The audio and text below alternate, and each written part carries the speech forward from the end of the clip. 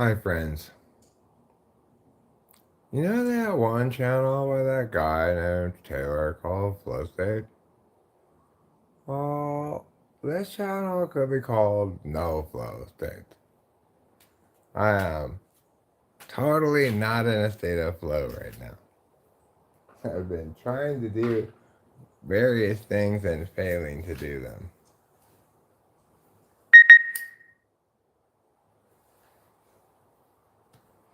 So, obviously, that's a little suboptimal. I'm in the no flow state. Iris the Dino Maker, hello. Is that where the dinosaurs came from? I had heard it was creationism. Thanks. I got it from a member of the channel who sent me this hat as a very nice gift one time.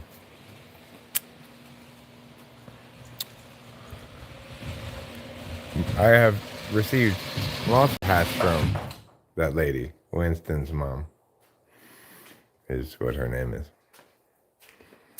And this is one of them. This isn't even the best of the hats. Actually, this hat only goes with a few things. I'm just wearing it right now because it's kind of chilly outside, actually. And, you know, a hat helps keep your head warm. I was working on my manifesto video about how to solve racism and other kinds of groupism. You make dino mask as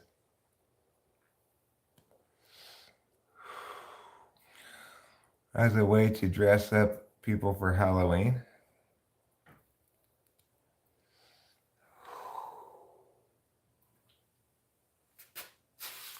But you know, dino doesn't have to necessarily stand for dinosaurus. It could stand for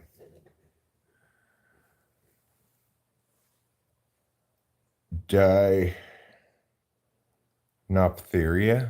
which is, you know, like two noptherias, whatever those are. Hi, Boba Fett. How are you today? I hope you're well. Are you also in a no flow state right now? I am accomplishing nothing. I was trying to work on things and I just kept failing and failing over and over again. And I said, you know what? I've had enough of this failure. I'm just gonna live stream. That way I know going in that I'm going to fail. I've already failed. I'm live streaming. The most useless thing I do. But it's so precious to me. You know, it's FI. It's got my FI going on.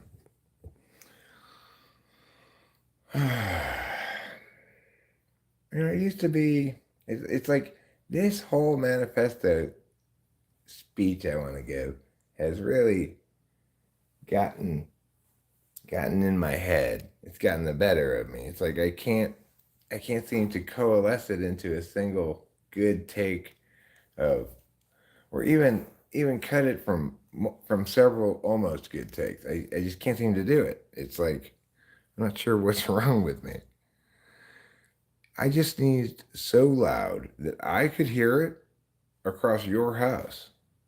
Well, that's because I have astral projection ears that can hear anywhere. I just have to project my ears, the spirit of my ears.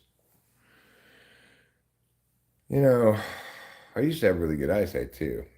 Back when I was active in my Native American tribe, I could see a buffalo from 300 miles away. And it's great and everything, but when your tribe's starving in the middle of winter and the buffalo's 300 miles away, you just kind of say, fuck it, you know. Anywho,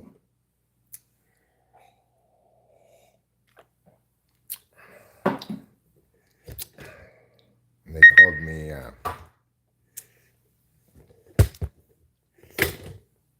Man Who Sees Buffaloes.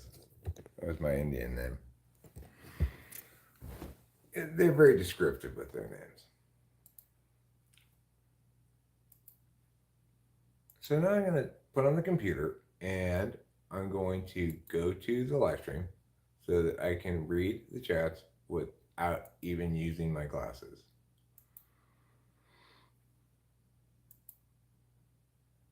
I like being in a flow state. I love it, but I'm not in that state right now.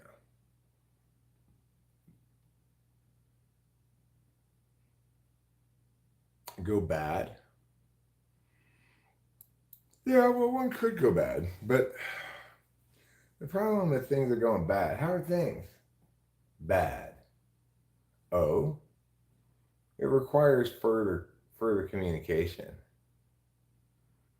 Like, tell me more. How are they going bad? Do you have a hole in your shoe? Utter self, good day to you, sir. Good day.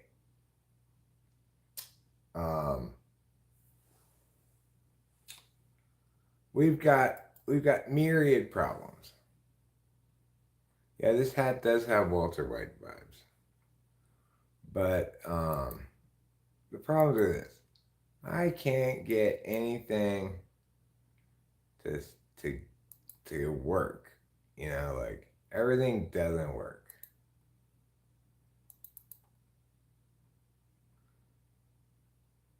It's just how it is.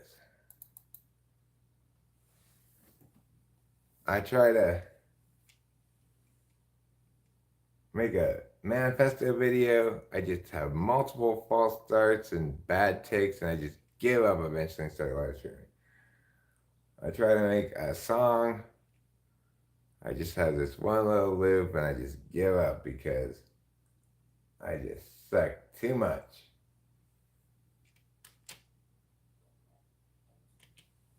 You know,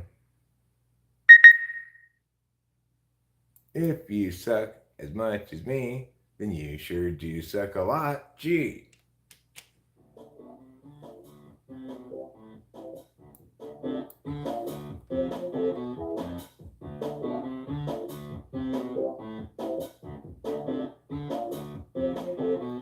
What do I do? S-U-C-K. What do I do? S-U-C-K. What am I G?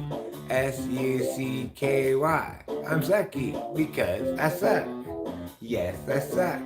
I suck so much. I'm bad at everything that I touch. I can't do this. I can't do that. I just got a live stream. Oh well, flat. I'm flat. I'm flat. I'm flatter than you. I'm flatter than a hole, Sue. And holes are flat. They're flat on the ground. They're so flat that they just feel down. That's me. I'm just pointless, useless, uninspired. I can't accomplish anything.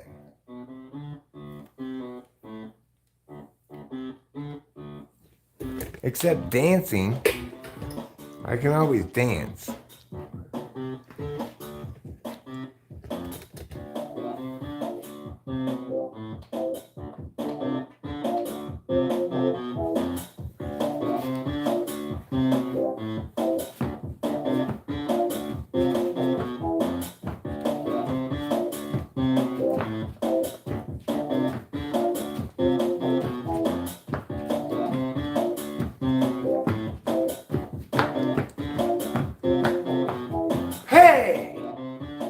I'm doing dancing today.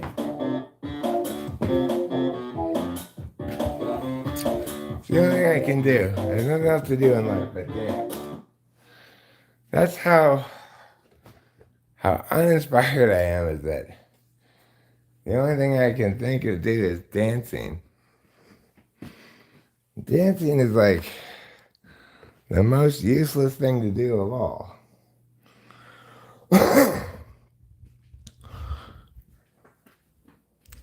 So if I were going to be a dancer, maybe it would be fine. Like if I knew how to dance. If If I were going to learn how to dance at all, I think I'd like to learn how to tap dance. Tap at the tap, tap, tap.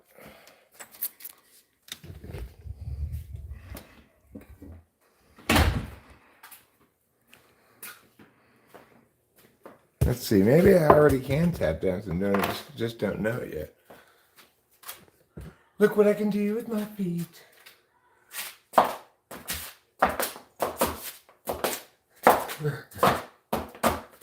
What do you guys think? Do I have a future as a tap dancer?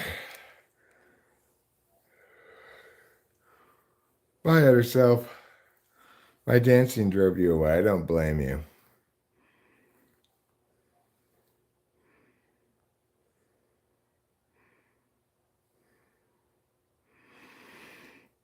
Thanks, Iris the Dino Maker. One of these days, like 50 years from now, I'm going to get to 10,000 subscribers. And then I'll finally get to go on the Jimmy Kimmel Show. Hi, Jimmy Kimmel. Wait, do you still have a show? Well, my first point is groupism can't be solved either with more groupism, like here's why what the white man is bad isn't going to help, and it also can't be solved with an appeal to individualism. Don't be groupist at all. The reason it can't, and second point is, why can't it be solved with individualism?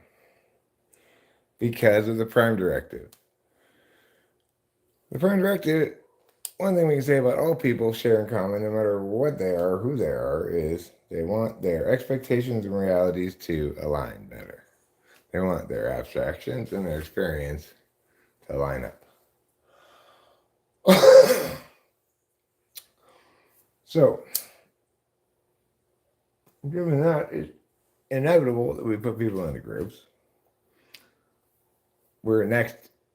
That next elicits the question, are there any groups we can properly put them into that aren't unfairly reductive? Well, yes, they are. They're personality types.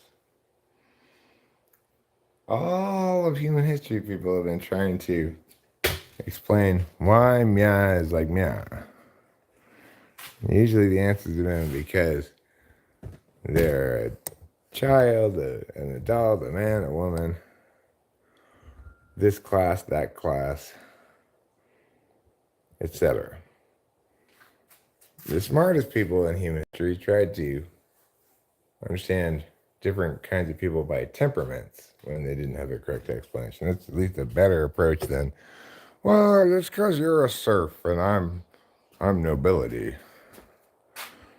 It's a better answer than, that's because you're a barbarian and I'm a Greek. But it's still wrong. Because when looking to the stuff of being, we need some material of being that people utilize or express in distinct ways for a distinct reason. Temperament is not a material of being, but attention is. Attention is the equivalent of the flesh of the body, the biological blood flowing around, air going in, etc. kind of thing that happens with people's bodies. The equivalent to that is attention. Attention is our metaphysical processes, just as respiration and blood flow are physical processes.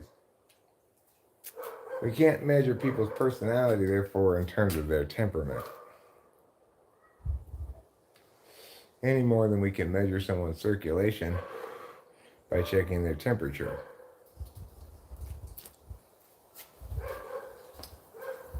Instead, we must measure their attentional configuration. They have to explain that, The reason there are 16 distinct types, and no more or less than that, is because there are only 4 different ways to pay attention: to know, to act, to interface, to decide. And only 2 of each of those kinds of ways of paying attention. 1, communication, abstraction, map oriented. The other, experience, impacts, sensation oriented.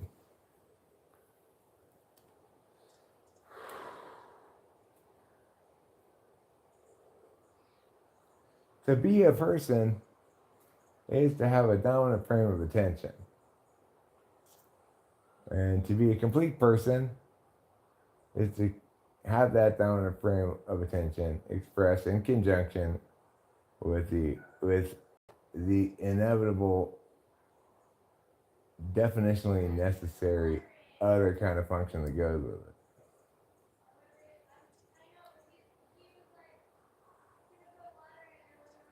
You can't act in a way that presumes your action will be completed before any information is updated without deliberating some ahead of time.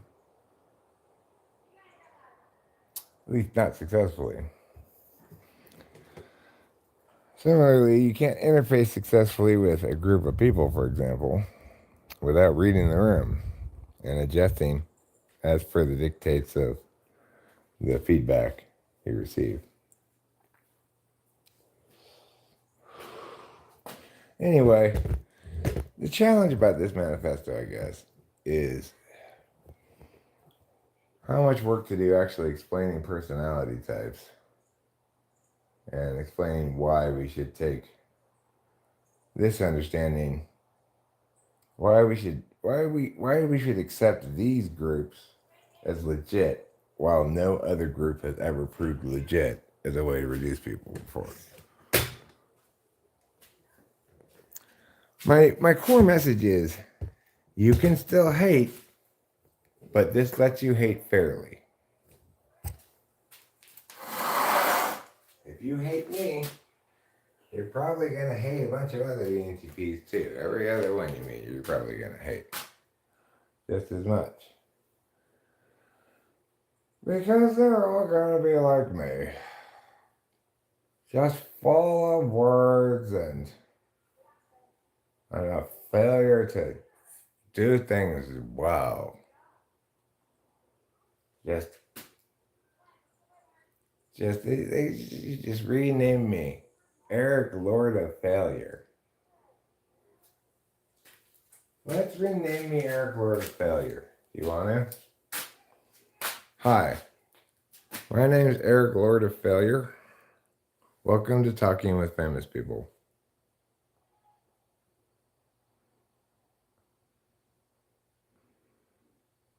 How do you become a monkey?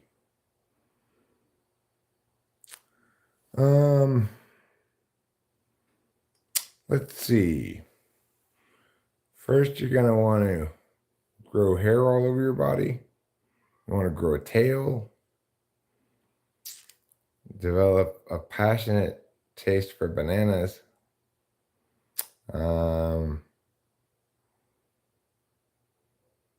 Probably you might, will a lobotomy really make you be more monkey-like? I'm thinking what should be done is really, like as per an operating system, put a monkey brain between your brainstem and your brain.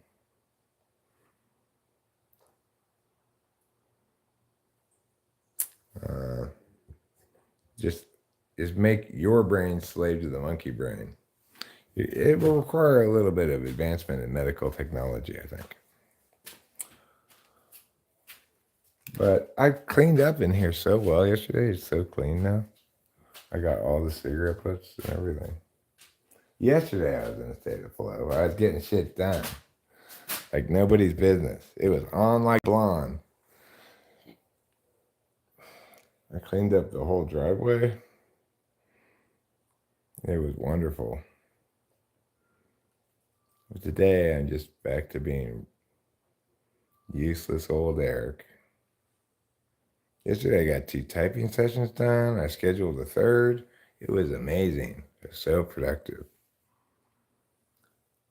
Can we use MBTI to write a screenplay? Yeah, I mean, I think using personality types to write characters is a very smart idea, especially if you understand the types well. You'll get distinct and you'll get characters that are distinct from each other and that resonate as real people. You know, anesthesia is overrated. I'm going to disagree with you there. I think pain is overrated. Pain is overrated, yeah. I'm opposed to it. My stance on suffering is that I'm opposed to it.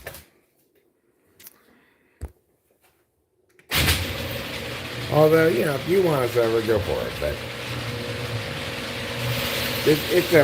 I'm just stating my position on it for me.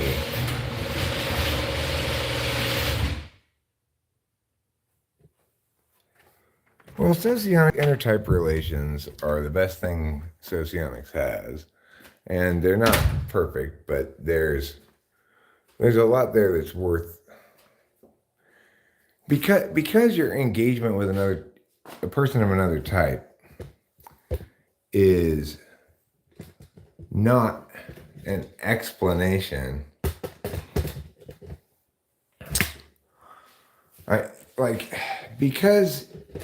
Because the descriptions of how types are likely to relate to one another, the socionics provides, is not an explanation of anything. And because when you're engaging with other people, by and large, it doesn't really matter if you know why.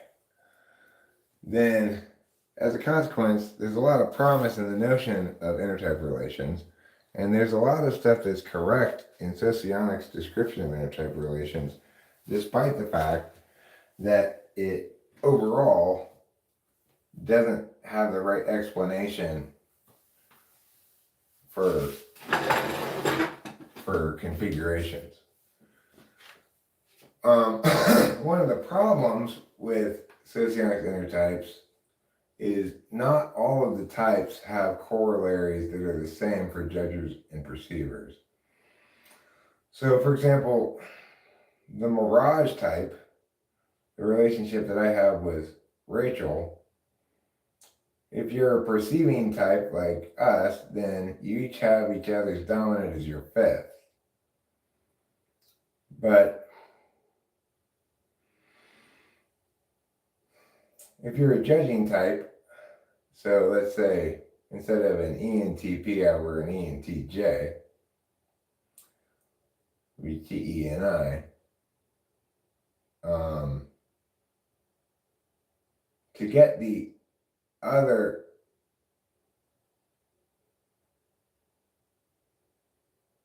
is that right?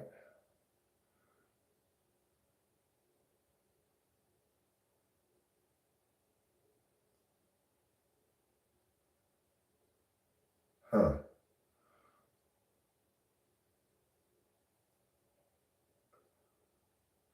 I have to think about it more. I never put it down on paper, but there's certain inner types that don't work the same for judges or perceivers, and yet socionics doesn't distinguish between those. That's fine. There are various apparently there's Reddit threads or whatever you call them, subreddits that are devoted towards trying to fix that problem. But if you take a judging duality like ESFJ and INTP, you've got your regular 1-4 switch and you've got your regular 2-3 switch.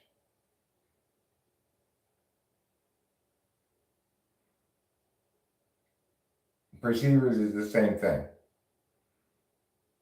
If you go ENTP, ISFJ, you get your 1-4 switch, your 2-3 switch. the same for sensors and for intuitive. But there are some inner types that don't work like that.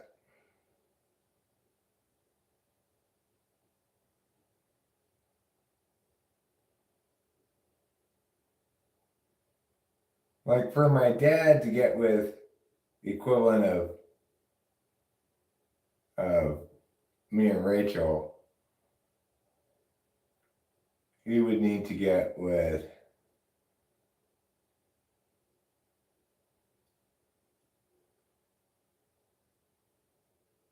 an INTP.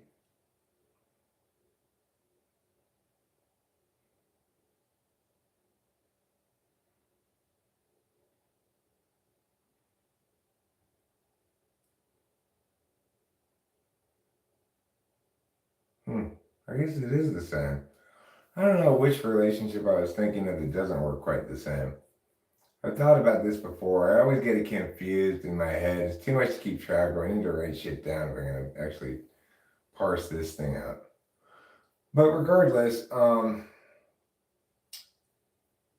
with any two types, you can always do an inner type evaluation just in terms of looking at where their absolute and instrumental values are, where there's likely to be conflict, you know?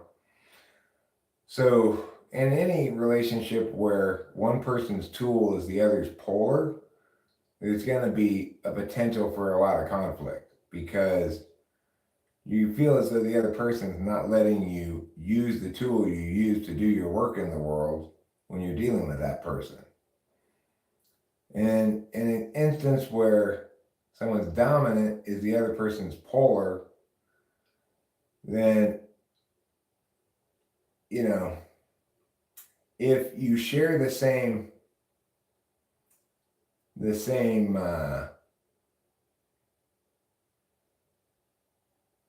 well, like, okay, for example, with ENTP, and if I'm talking to somebody who's got extrovert intuition in the polar, then they're either an ISFP or an ISTP. With ISTP, and this is why the supervisor thing happens, I'm going to feel as though I get them completely, I understand them, and that anytime I'm communicating with them, I'm going to also feel like I'm way ahead of them in terms of advantage because we have basically the same level of competency with TI, but they have no competency with my action function, and I'm super unconscious of their action function. With ISFPs, it's going to feel, as I said before, half the time you're going to feel like the only adult in the room, and half the time you're going to feel like the only child in the room. Because in that instance, their dominance, your polar, your dominance, their polar, your tool is their eighth, and their tool is your eighth. So there's almost no conscious capacity to engage the other person intentionally in ways that make sense. When matters relating to feelings come up, the ISFP is going to seem like the only adult in the room to me. When it's matters relating to thinking, I'm going to feel like I'm the only adult in the room.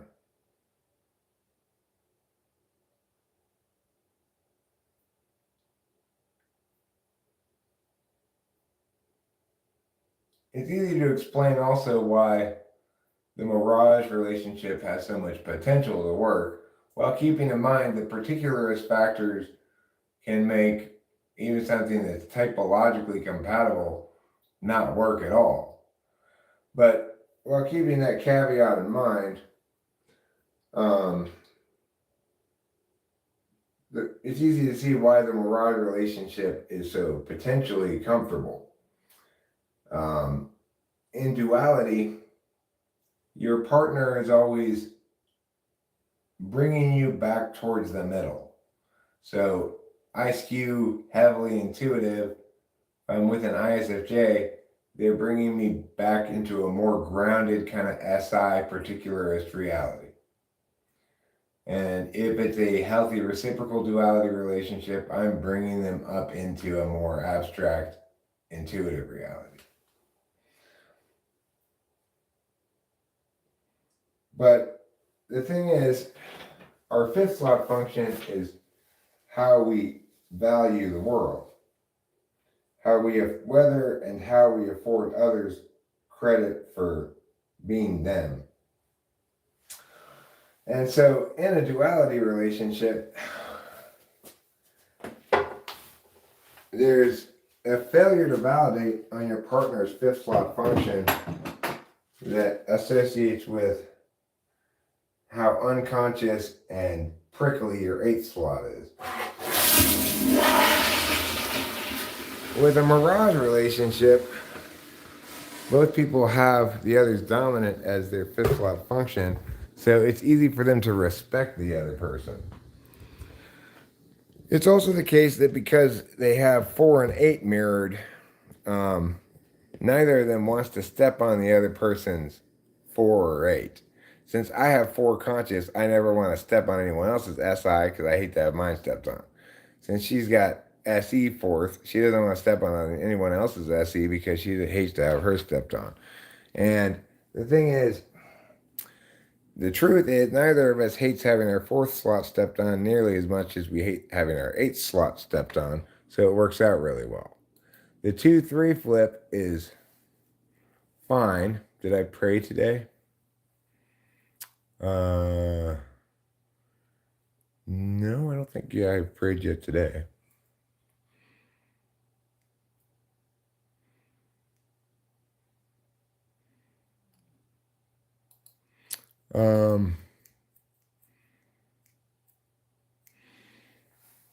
Well, I'll answer your question of what's the purpose of life in a second, but let me finish this thought first. So the point is, with Mirage, as with duality, you've got the 2-3 flipped. That works really well because your second function, while an instrumental value, is you're also your tool function. So it's kind of like an instrumental frame. Make you very good at it and also not necessarily care about it for yourself as a value. So I'm very good at being fair. Rachel needs someone who's very good at being fair because she has a high value on fairness, but not very much skill at ensuring an environment is fair for her or something like that. So equivalently, I place a high value on FE, but I'm consistently either failing to do the things that accomplish good social outcomes or doing something that accomplishes bad social outcomes. So it's important that she both not really value it as an absolute value, or else she'd be like, I can't be with you, you're too cringy, but also be good at it so that I'm like, hey, you're making me be less cringy. All right, now to get on to the, no, it's not a response to Mr. Flow State. I'm not in a state of flow right now, is what I'm saying. That's all I'm saying, is that I am not currently in a state of flow. So I decided, I actually attempted to start this live stream once prior to this, but for some reason it didn't work. And the title was a little bit different. It said something like, I don't know, failure to failure everywhere, but not a drop to drink. I don't know. So what's the purpose of life? Well, if you ask the question, what's the purpose of life, you have a couple possible frames of reference in which you mean the term purpose. You could mean, what is my purpose in life, in the sense that, good morning, my darling, precious, beautiful, wonder pants, magnific face, sugar bottoms.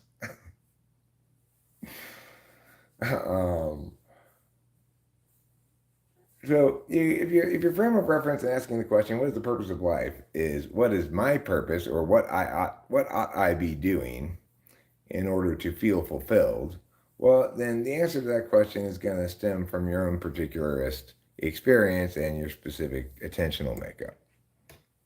No, no, it has nothing to do with you, flow state. It's like your channel is the flow state, right? People are get together on a panel, they're talking, shit's getting done.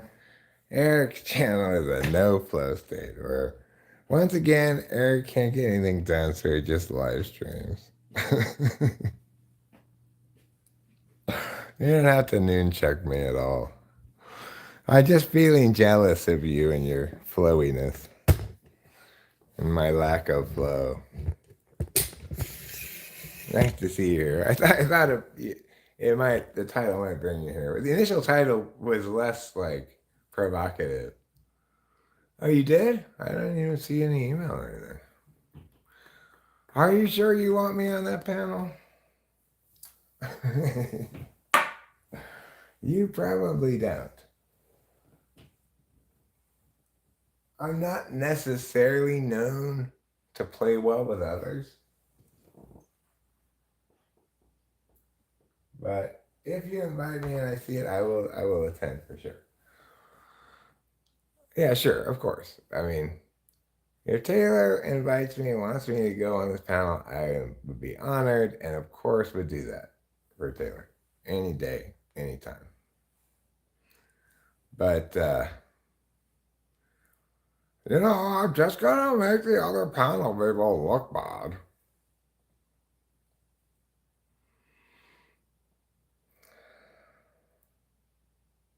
No, I only watched a little bit of your panels. What does that mean to say you backstage them? What does that mean? I don't know.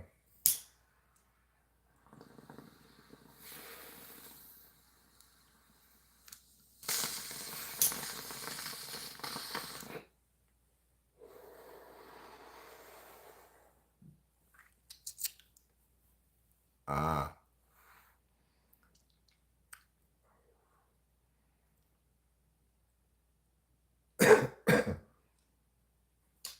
How much wood could a woodcuck cook if a woodcuck could cook wood? Kicked them off. He kicked them to the curb, as they say. Did you kick them to the curb because of their wrongness, their dumbness, their rudeness, or something else?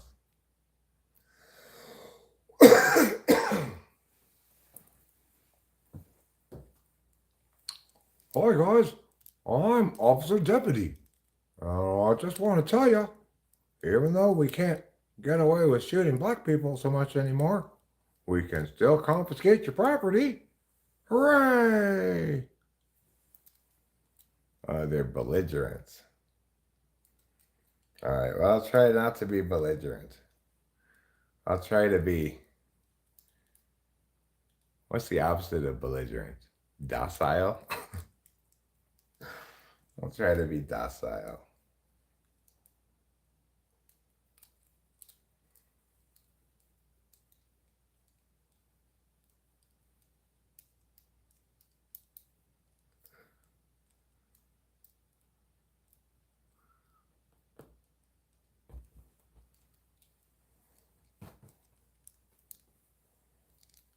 Well, golly, Mr. Flow State, looks like I'm going to have to open your safe.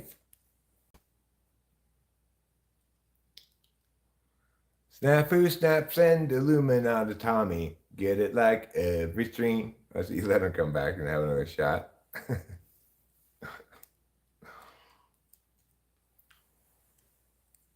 Well, I'm sorry, Host Eric. We're going to have to steal all of your weed and your stainless steel bomb. Officer Deputy, have I ever told you that you suck ass?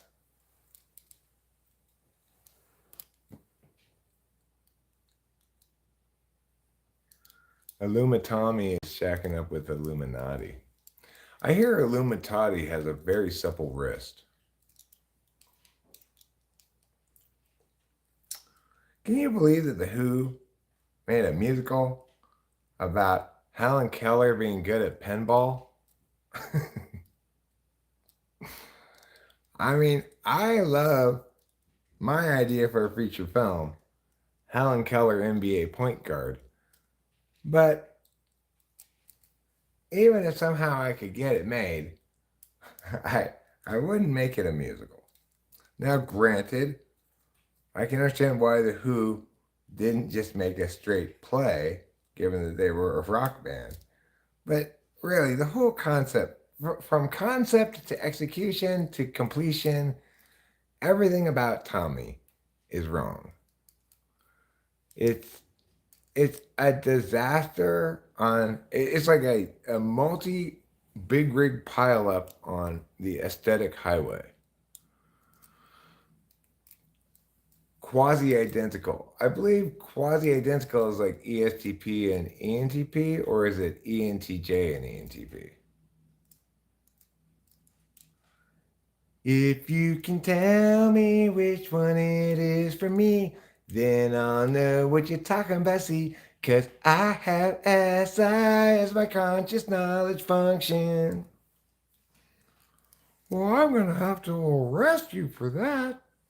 Golly.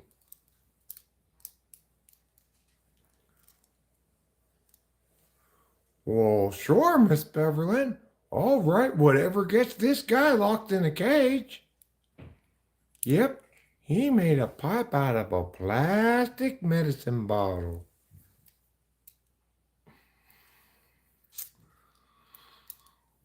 Officer Deputy, you perjurer.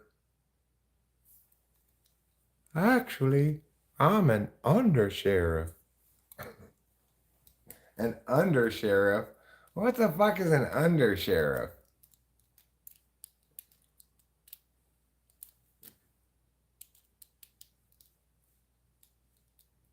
He has to lie down under the sheriff while the sheriff humps him.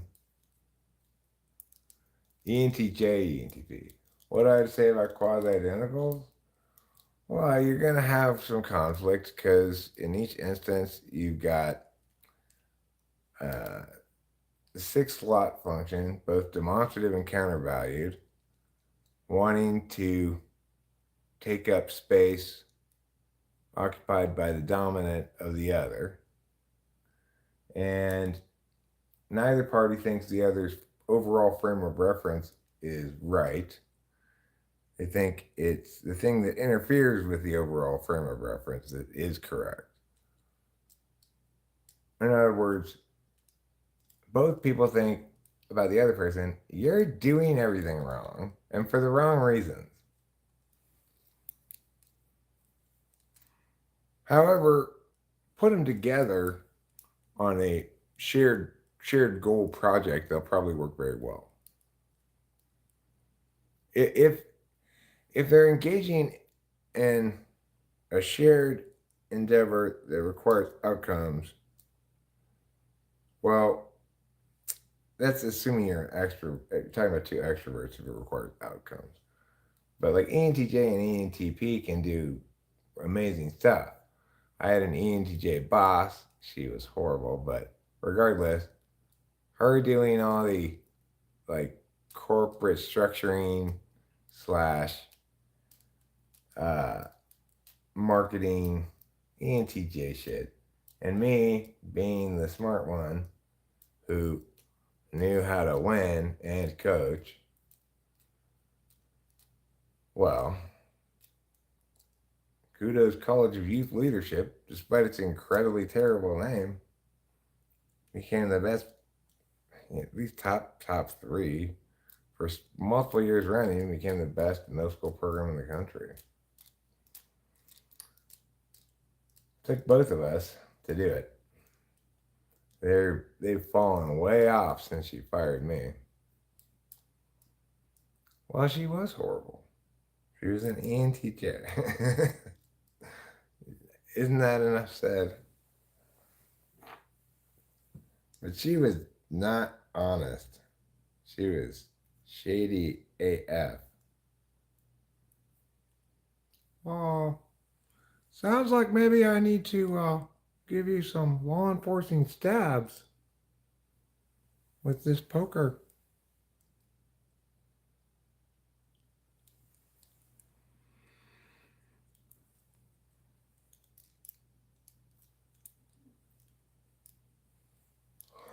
Oh, officer, deputy, undersheriff, undersheriff, officer, deputy. Undersheriff, officer, deputy, I think is his name. I I had this weird chat exchange with somebody. So I made this short called, "Do we really need this big army thing? Mariposa sheriffs?" Because at the car show yesterday, they had this huge like army truck thing that said on the side of it, Mariposa County Sheriff. Keep in mind, this is a county that doesn't even have one stoplight. Why do we need a huge army truck? It's like a armored um, personnel carrier thing. I mean, I don't even know what to call it. But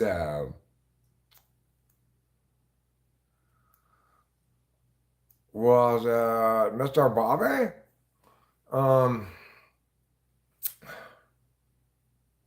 and then somebody said on the, I left a comment saying, yes, they need it. They can go and force the border for one thing. And I said, well, Mariposa is like where Yosemite is. We're like 500 miles from the border.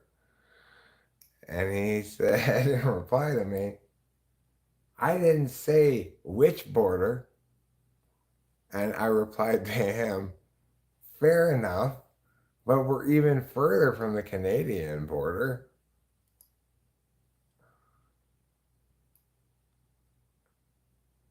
Look, I got no problem with unbanning Bobby, but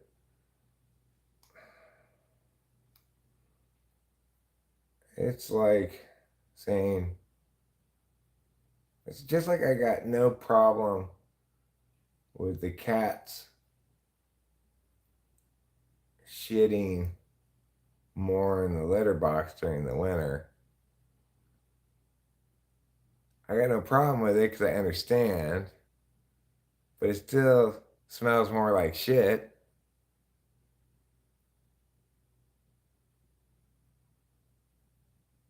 So yeah, it's how he is, and it's like I want to be uh, a person who doesn't exclude difficult people just because they're difficult, but I want to be somebody who provides a place where they can hopefully grow. You have, and he should really appreciate that. But part of my growth is, you know, protecting my own FI and the FI of other people in this space. He's not FI friendly. He gets under a lot of people's skin on purpose because he's trying to provoke some kind of response. On that particular occasion, he pissed me off. And I don't like being angry. It's like, even if I unban him, there's no guarantee he's coming back. And also, as I've said, there's nothing preventing him from coming back to the different identity. He's done that before. And coming back to the different identity doesn't mean you have to pretend to be a different person, right? You have a different YouTube name. You say, hey, it's me, it's Meow. People do that all the time.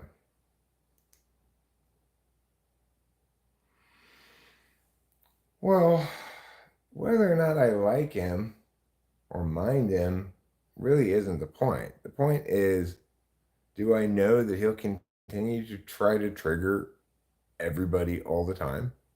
Yes. Do I know that he will sometimes successfully trigger me? Yes. And do I know that even when he doesn't successfully trigger me, my response to his nonsense is by and large just dismissive and probably doesn't help him feel any better about himself. I don't know how to help Bobby be um,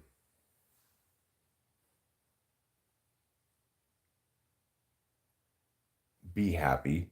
It's like, in my opinion, people who are happy aren't spending their time being so aggressively judgmental, you know?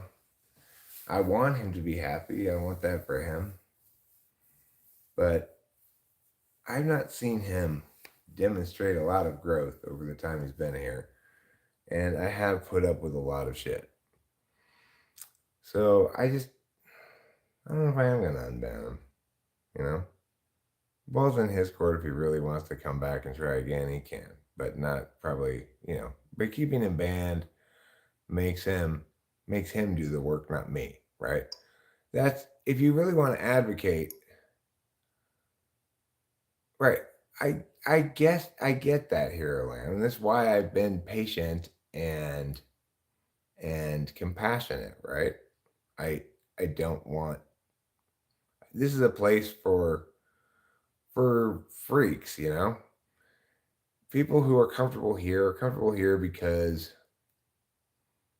there's a general understanding that it's okay to be useless here, you know? That's what this particular live stream is about, in fact, that I am feeling useless again right away. Yes, and I want other people who are not necessarily for whom life doesn't come easy, right? That's me, that's Rachel, that's a lot of people around here. Life doesn't necessarily come easy. It seems almost like it's structured against us, or it has at some points in our lives, I'm sure. Um, and I want this to be a place where such people can be comfortable. And I don't remember who it was, but somebody one time told this story about how when they were 14, they called poison control because they got cum in their eye. And I thought it was funny. I said, "What a great cocktail party story." And that person said, "No, other people don't react to it like that.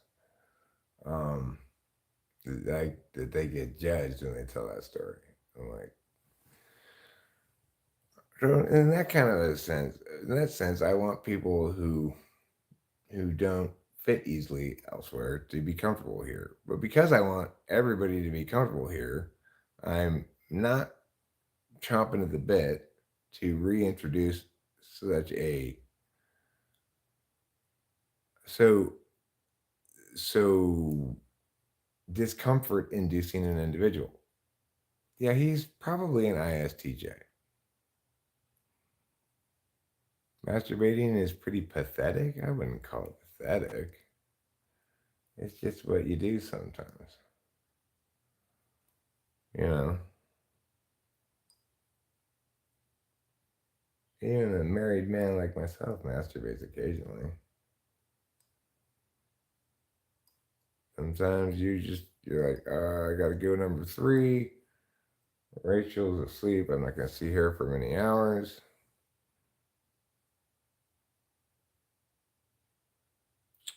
Let's see if I can't rid my body of this gooey white poison.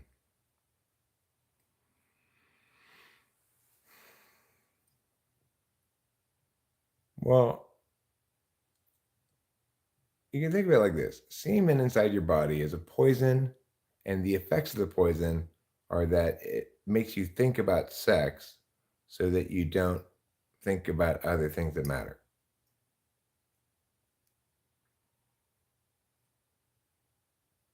You don't want to have sex with a succubus, Boba Fett. Inside their vagina, there's a tiny jaw with very sharp teeth that bites all the time.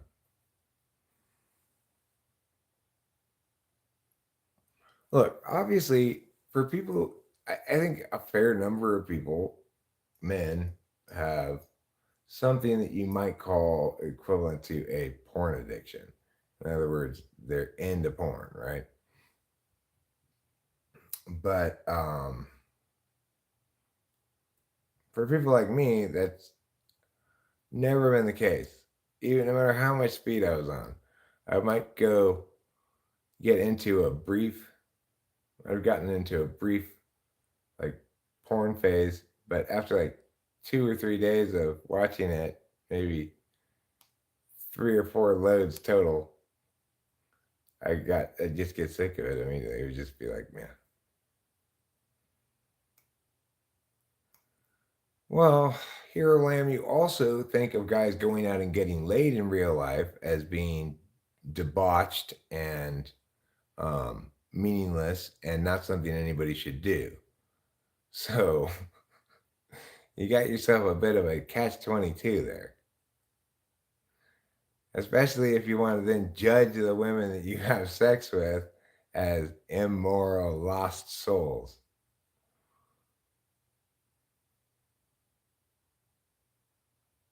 I'm gonna turn your undies out.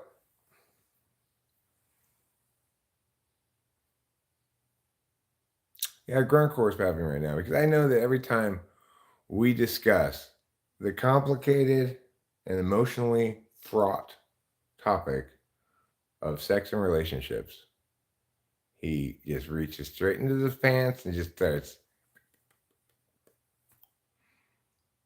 Yeah. It's the dry articulation of sexual matters, this sort of abstraction, and particularly questions about whether or not given sexual behaviors are moral. That's his fetish. You might say it's his totem pole. It's like little boy stuff to avoid a real relationship and sleep around. Well, then if you're not in a real relationship and you don't want to do little boy stuff, what other choice do you have? You want to just wait for nocturnal emissions to occur naturally? I don't think so. Do you want to scold your penis into just lying still and not bothering you? I don't think so. You might be able to wank to my beard, but please don't wank in my beard. If people are going to do whatever they want to do when they watch your video, you know, they might be doing the dishes while they wash it. They might be masturbating. Either of those things. Or both, potentially, you know. You can't control what people do when they're watching your video. That's silly. Just as you can't control their response to it. No matter what Melissa Talks may think, you don't get to control how people respond to your video. Doy.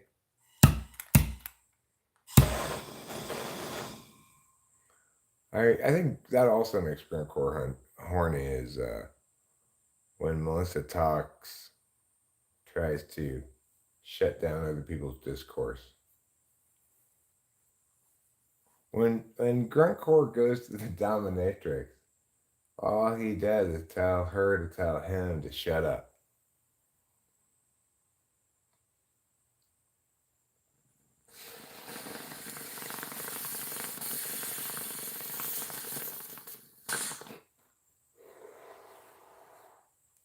It depends how he responds. If the bear responds by mauling you, then yes.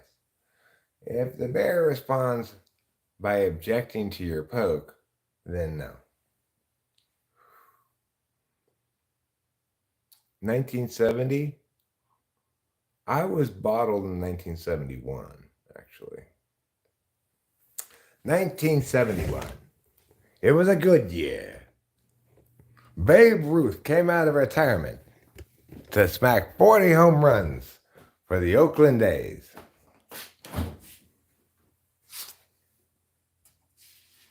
I wonder when Babe Ruth died. He probably died in like 1940 or something. Doesn't he seem like the kind of guy who would have died young? Maybe he died in World War II. Maybe Babe Ruth was at Pearl Harbor when the Japanese attacked. And that's how he died. That would be an interesting story.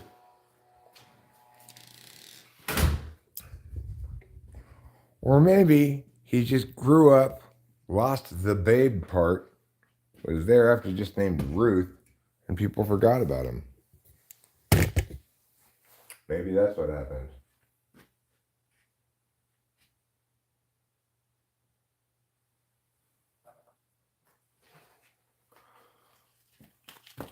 Yeah, well, I wouldn't shoot any bears unless I felt like I was really at risk. I think I had an encounter with a bear just the other night, like a couple weeks ago. I'm pretty sure, I'm very confident, in fact, that's exactly what it was. I was out on the, fuck. Somebody's doing yard work. Well, it's Sunday. What do you expect, you know? It's too loud for regular outside, so I'll just go to the garage where it'll be not so loud, but louder than inside.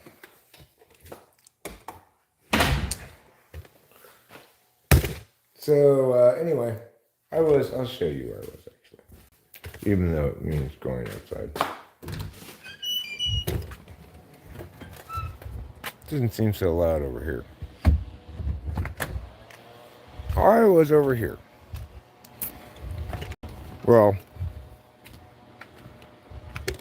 like I was standing like right here. Okay. Minding my own business. But it was pitch black out here. Couldn't see a goddamn thing. And I heard something right there. In fact, you can still see where the plants are pushed down. I heard something over here, right? So, I think the bear didn't see me standing there or something. I was just standing there smoking a cigarette quietly. I was like, no, I think it was maybe even the live streaming. I'm not sure. But, I don't remember. But anyway, I was like, what is that sound? And I walk over here, and then I hear something like big shift its weight. I'm like, being a city boy and generally slow on the draw, I was like, hold on, I think that's the bear. and then I I turned around and went into the house to get a flashlight. I still don't know for sure that it was a bear because I couldn't see a goddamn thing. Why I even went over there to look, I don't know. I still couldn't see anything. This is the one light on the house that we really need, the one outside light that we need, and it's the one outside light that's broken. This one.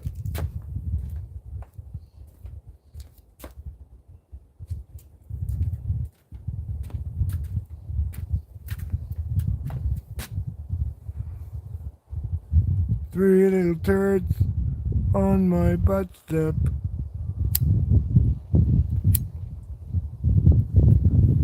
Three Little Birds is Bob Marley's best song. Any objections?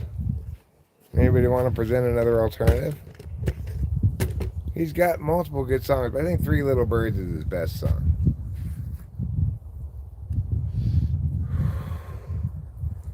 On my doorstep, singing sweet songs, messages pure and true, singing, this is my message to you. Oh, don't worry, burn it about a thing, cause every little thing is gonna be alright. It's a good song. Because I'm not in a state of flow. Instead of being in a flow state, getting shit done, I'm doing this.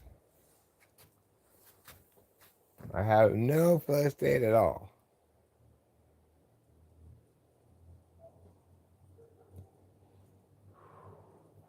I do have some nice foliage down there to look at.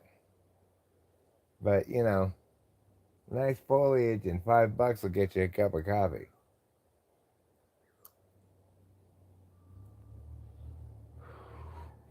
One of my dad's expressions he liked to use. So he didn't make it up or anything, but I'd say, but what about this thing that matters? He'd say, that thing that matters and $2 will get you a cup of coffee,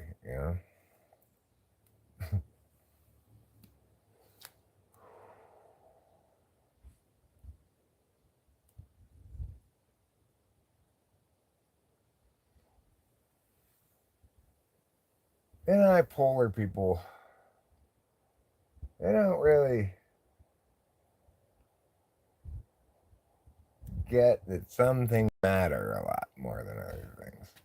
Unless you can point to how it links concretely to some concrete thing that got concretely going concretely. Doing stuff's overrated. Society's biased. Individual development is enhanced by reflection, not doing. Well, it really depends, you know. And I'm not sure that personal development ought to be generalized as a universal goal. It's a good thing for people probably in general, but that's from a third party's perspective. How about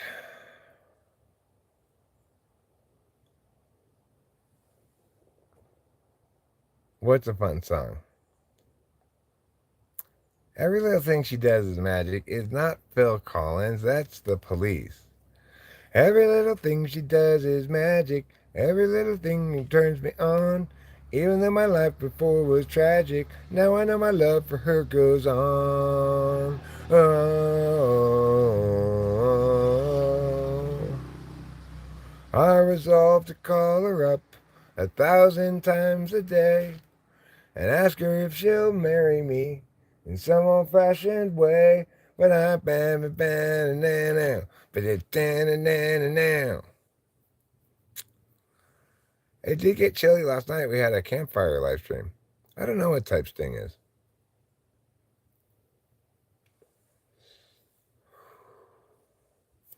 Anyway, personal development's attained in various ways by various people. There's no single path of personal development that can be advised, although probably I could give plenty of good advice to fellow ENTPs about personal development. I wouldn't be able to give any advice that generalizes, and I could posit that, as I have before, that like INFJs actualize by becoming more subjective. ENTPs actualize by becoming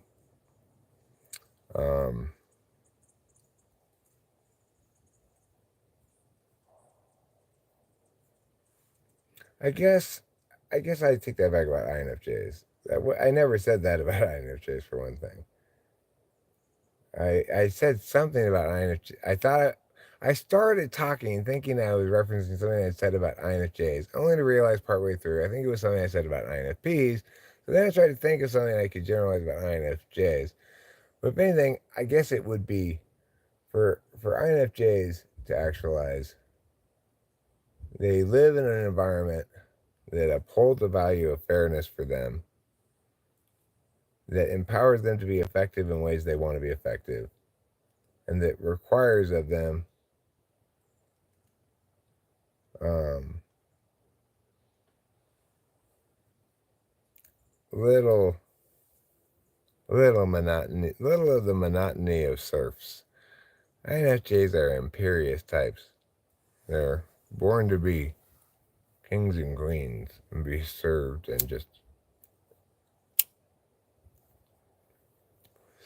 hand down their rulings, Perhaps they're born to advise ESTP kings. I don't know. But they're not meant for frivolous daily matters. Just put it that way. I actualize by caring more, being more. I actualize best in a world where I'm fully actualized. I'm widely loved and deserve to be.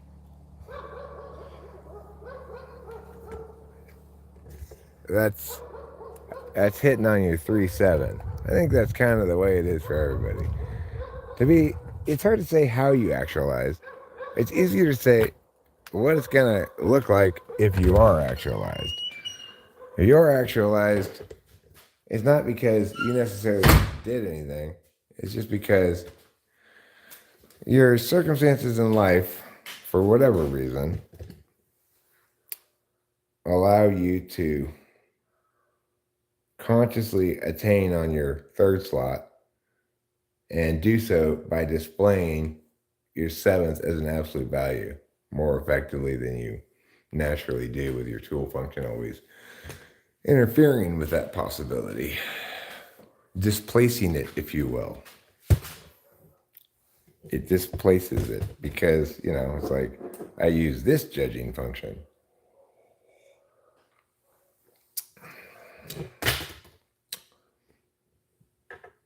And of course, whenever you talk about the functions and their slots and stuff, it's important to make the distinction of whether you're speaking from the perspective of the subject who's attending, or from the perspective of third parties seeing that individual and evaluating them on those same metrics. Because those evaluations are going to be different, because the parts of a function that are available for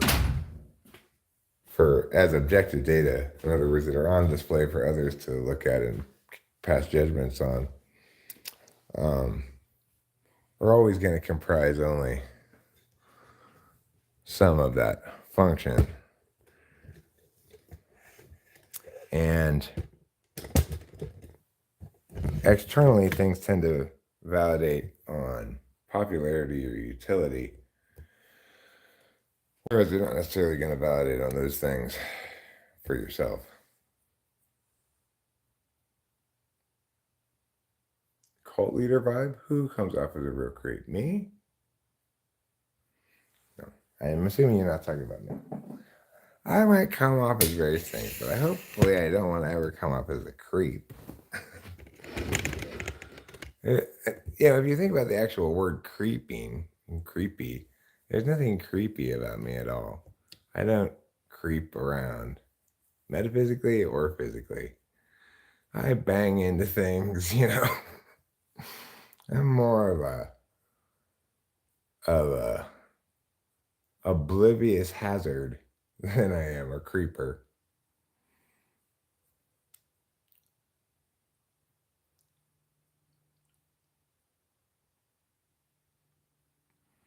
But I never stopped making them available in the first place. I was trying to figure out what's up with that. Like, why don't they show chat replay anymore? Maybe it doesn't let you on vertical live streams? I don't know. Let me see if I can figure it out. Wow, 8,500 subscribers.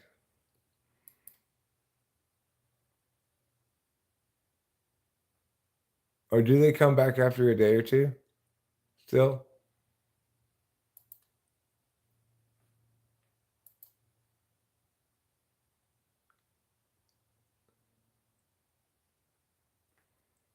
Okay, so like down here on the show more thing, it should be a thing that says, uh, um,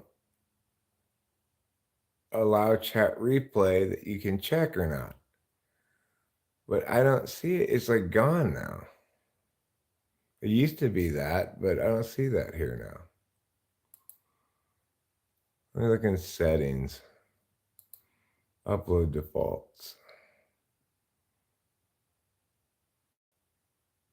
Well, it wouldn't be under upload defaults, it would be in live stream defaults, maybe.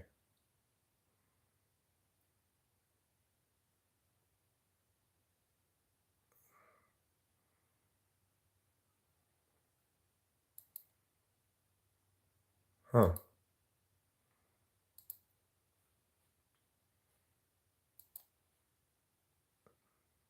All right, let me live stream customization. Yeah, live chat replay is checked. So it might just be you have to wait a couple of days.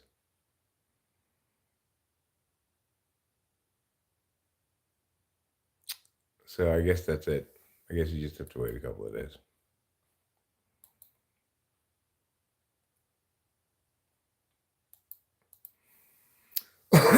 But yeah, it does seem to take longer to come back up because I've noted it too, and it's annoyed me that I couldn't see the chat replay on something.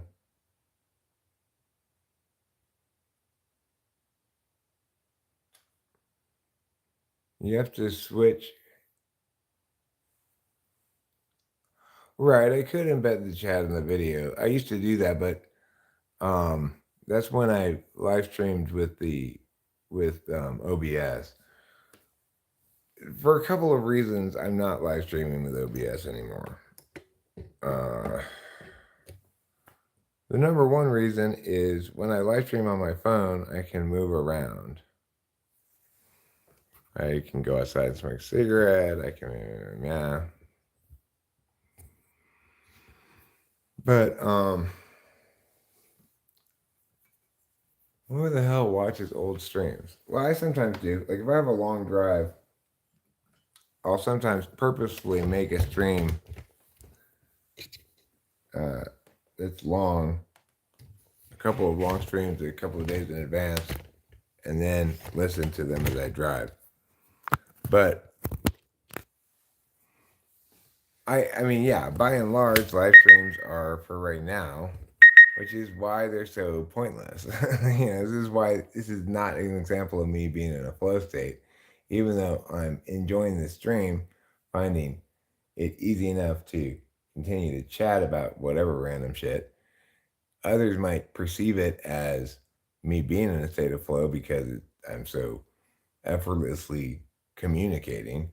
But no, if I were in a real flow state, I'd be accomplishing things. And live streaming is the opposite of accomplishing things.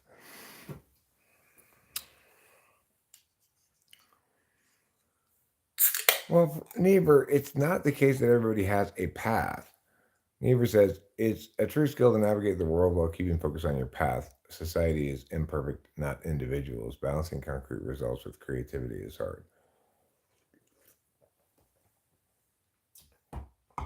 Like, people have a million different paths, right? One of my paths this morning was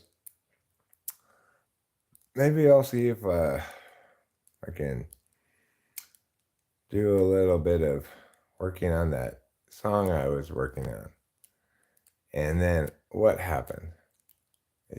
Everything was just shitty. And nothing I made was any good. So I just stopped working on it. And then I noted, oh wow, that I don't know why it was unlisted ever in the first place, but I made this Jordan Peterson video with this doll where he's talking about IQ and science. I'm basically just making fun of Jordan Peterson. But that's why you gotta use a lot of statistics. Makes it more sciencey.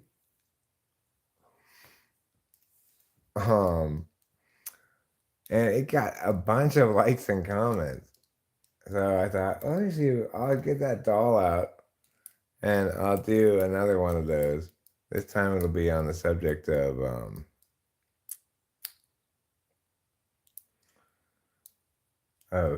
high value men. And the final conclusion will be, of course, women are like lobsters. My feathers aren't as easy to ruffle nowadays as they used to be. I've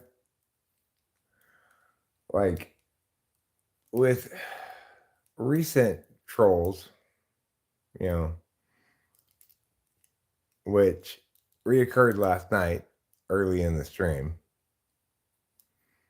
I mean, flow state is a thing. I'm not in a state of flow. I'm not getting anything productive done. That's my point. Not talking about the channel. That's clickbaity of me. Clickbaity of me to put that. But actually, this is my second attempt to stream. The first one, it wouldn't go for some reason. It had a slightly different title. Same basic notion that I'm not in a state of flow. I'm doing this instead. Too long didn't learn. TBDL? I don't know what that means. What am I explaining?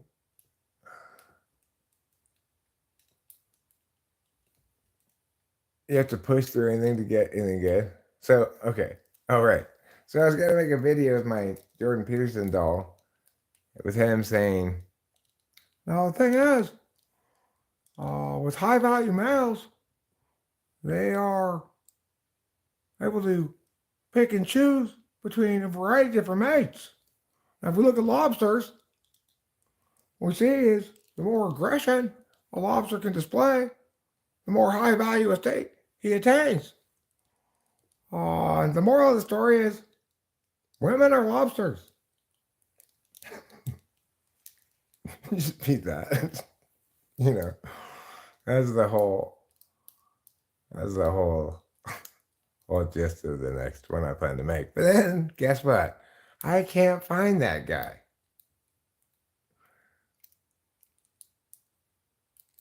Why would you want to time out Ruben? It is going fine, Josephine. It is going fine. I'm not accomplishing a great deal, but I am playing with this doll. Don't forget, even though we have body cameras, a lot of times they just don't work for some reason.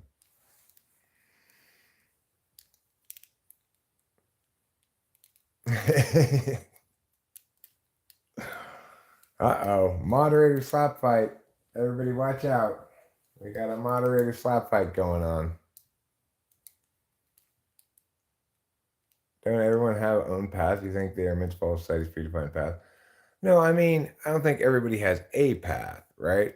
For some people, they have a clear understanding of where they want to go, what they want to achieve, and maybe how they want to get there. For other people, they pursue shorter kinds of paths, like my path this morning after I gave up on the music, because with music, the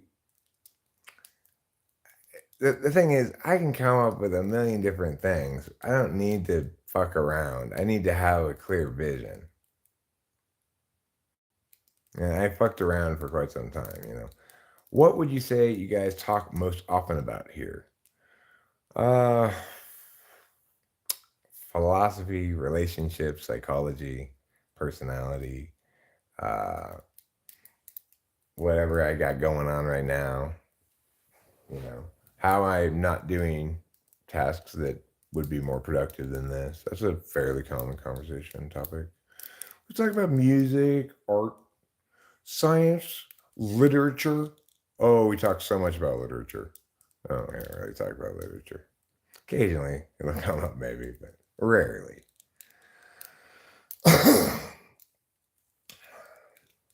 Right now, what I'm going to talk about is smoking a bong rip.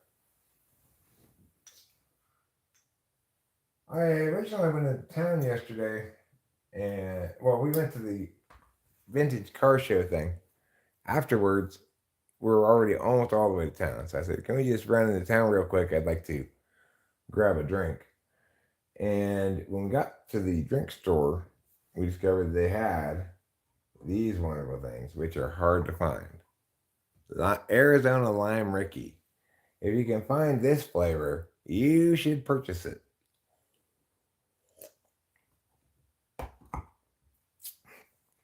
It's super delicious.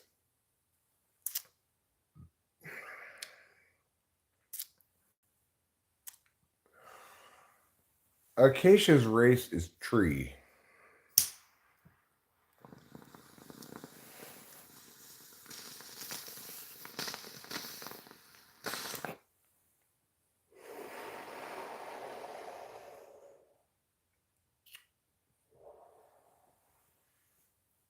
You're a tree skin.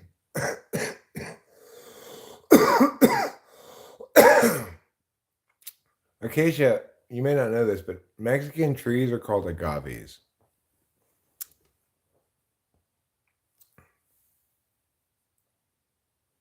It's like, you know, it's like my advocacy against building a border wall.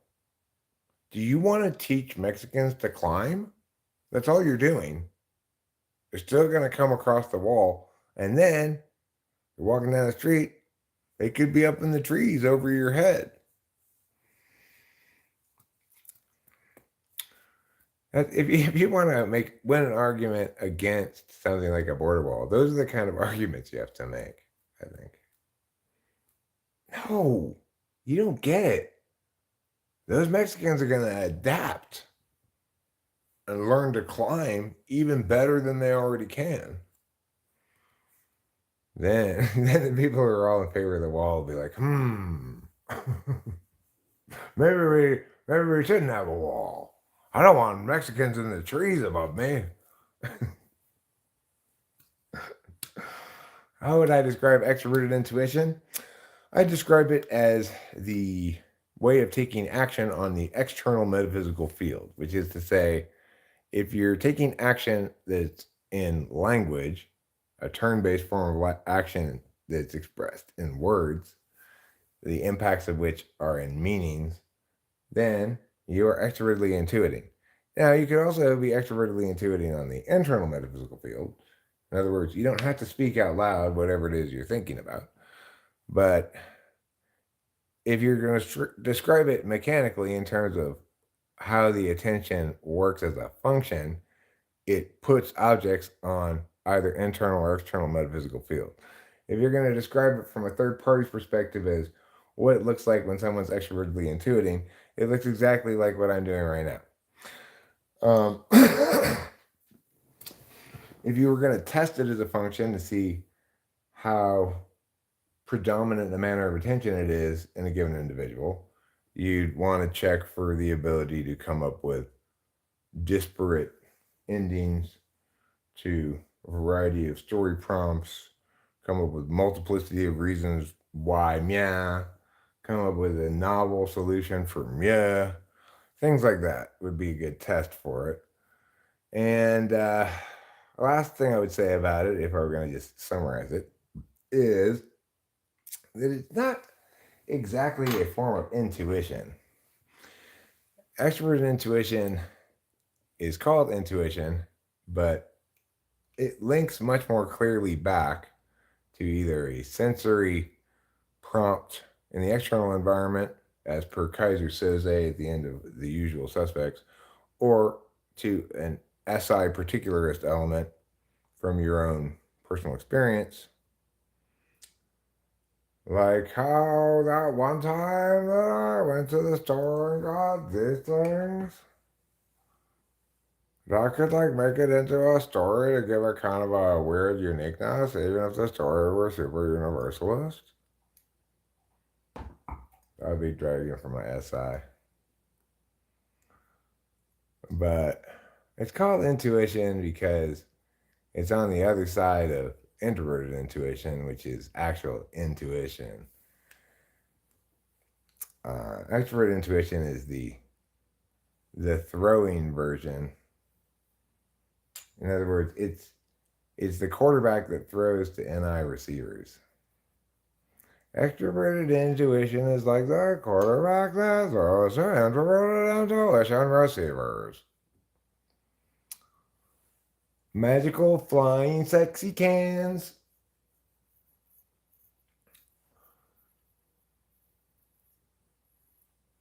That's what Red Bull calls its cans. They call them magical flying sexy cans.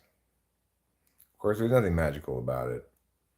It does not actually give you wings. Even if it did, those wings would be very unlikely to be able to lift you off the ground because you will have had no experience flapping them. The muscles that control those wings, you'll have barely any ability to control them at all, let alone flap them continuously long enough to lift your own body off the ground and fly around. So, we need to have a serious conversation with Red Bull about how readily they're willing to thumb their nose at the serious issue of muscle growth. You can't just plug a couple of wings onto somebody's back and expect them to fly away. All right, well, let's pull another bomb rip then. That's always helpful in getting things done.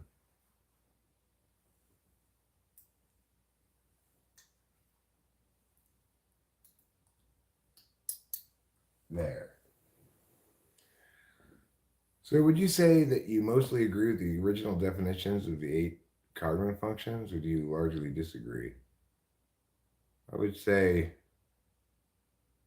I present a model of cognitive functions that is internally consistent and consistent with empirics, that is actually defensible, that works as a model, and that it has all the necessary components of an actual model, and it's based on Jungian cognitive functions. I've not bothered to research the original definitions with an eye towards contrasting them against things that are correctly defined, because by and large, most people, when they present definitions, they don't present operationalized definitions. That is to say, for a definition to meaningfully be a definition, you have to be able to use it to draw some distinction.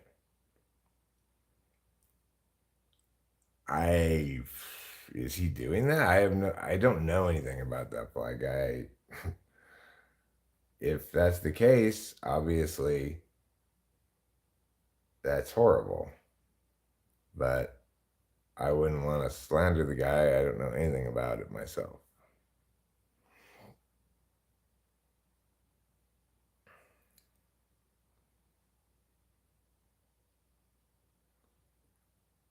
Um, well, if you want to link, is the evidence that you're talking about a video that I could look at with a timestamp or something and put it here, and I'll see what you're talking about, and I'll comment upon it. Yeah, sorry I didn't notice it the other night. I may or may not have had my glasses on.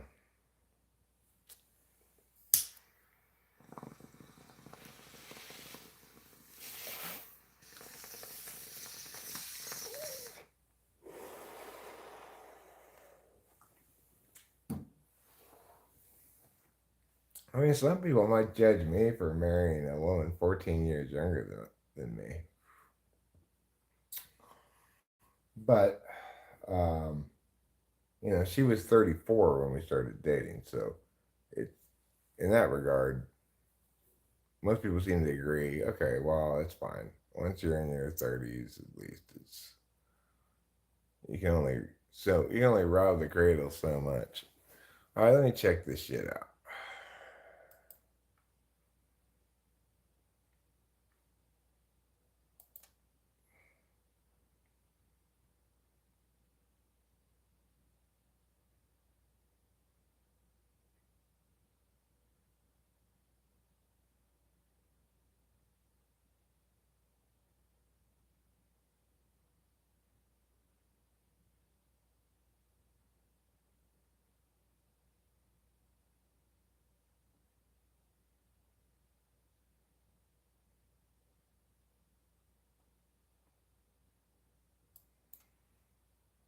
Wow. I'm looking at the closed captions of it. So here's what I think actually happened there. So So here's what the CC says. We'll start with, he's talking to this guy. C.S. Joseph talking to a guy, right? And the guy says, "Why do you talk to underage chicks?" And he says, and C.S. Joseph says, "Say again." I mean, when we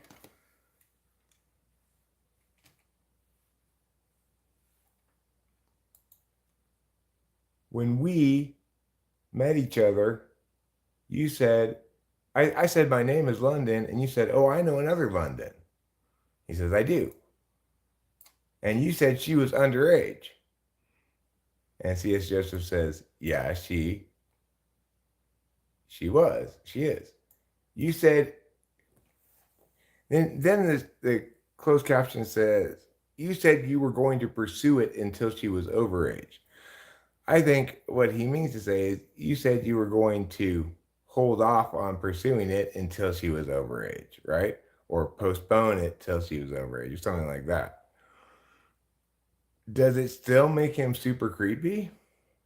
Now, first of all, this is a third party relating a conversation that he and C.S. Joseph had in private. He concedes, C.S. Joseph does, the first couple of points, but I think it doesn't make any sense for the other guy to say, for London to say, you said you were going to pursue it until she was overage. He must have said he was going to sort of like keep it alive until she hit legal age. That's the only thing that makes sense, right? So it's assuming London is providing reliable testimony. I believe London in this instance, but this is what London is saying, not what Eric is saying, okay? C.S. Joseph says in reply, he says, "No, I don't pursue anyone if they're underage." He says, "No, that's not what I said." "Yeah, it is." "No, it's not what I said. I said you're taking it out of context." "No, no, no." And then he says, "Oh, wow." So this guy really, really tears into him.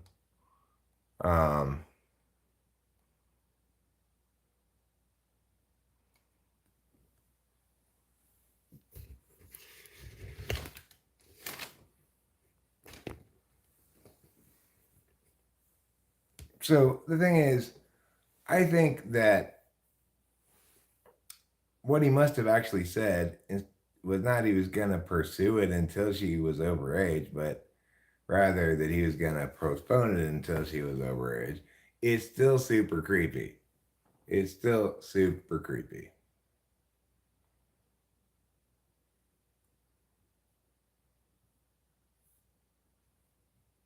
He bullies people who look up to him on Discord. Who would look up to him on anything for any reason?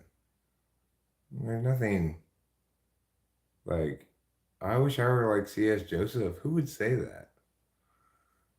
He's a TE dump. Okay, I don't know if he's ESTJ or ENTJ. I haven't watched enough of his stuff.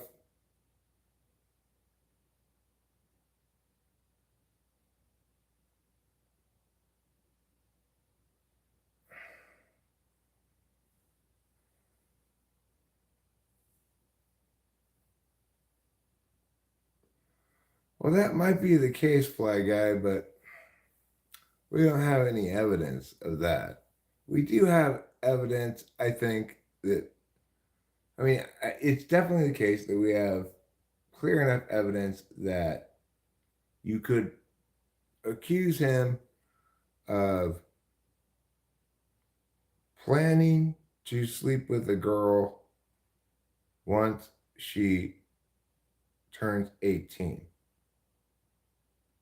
because of how C.S. Joseph responds. Now,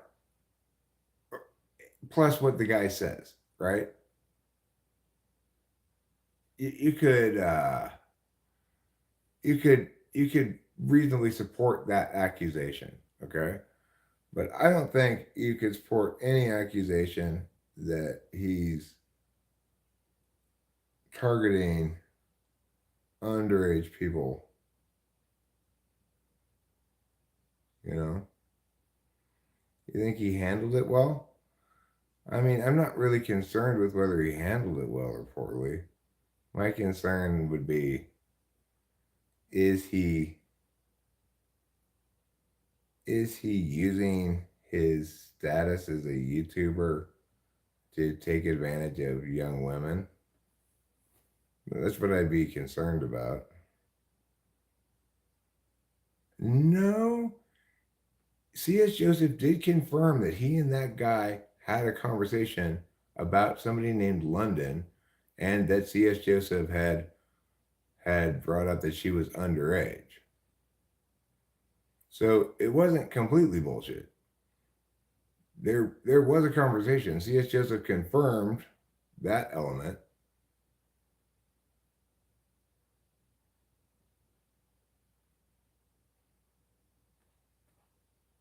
They had had a previous conversation. He had met him before.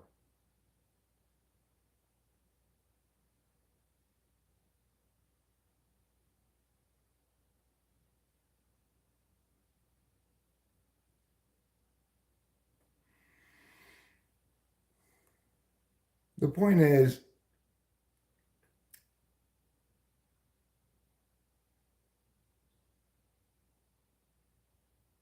okay, but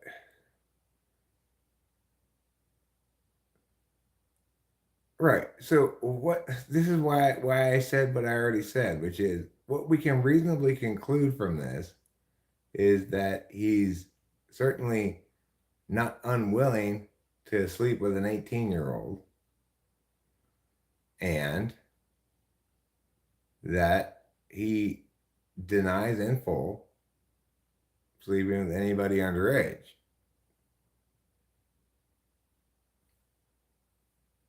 So what are you going to do with that?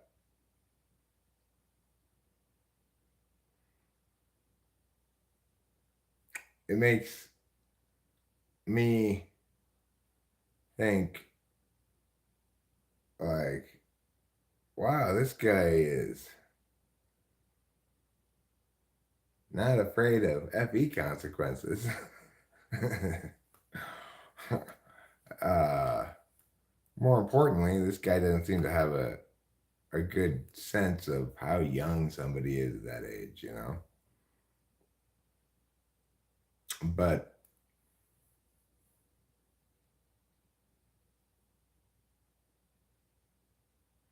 he's denied doing anything illegal. He indicated in his responses that he would always wait until 18. If you want to condemn the man for sleeping with 18-year-olds, I'm not going to say you're wrong, but my takeaway from that was that that's what he had probably told the guy in the first place, that he was going to wait until she was,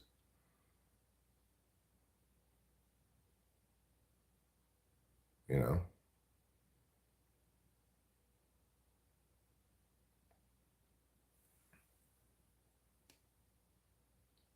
I mean, I agree, Fly Guy, but my point is nobody should ever have afforded him those kinds of statuses in the first place. Nobody should view him as a coach or a teacher.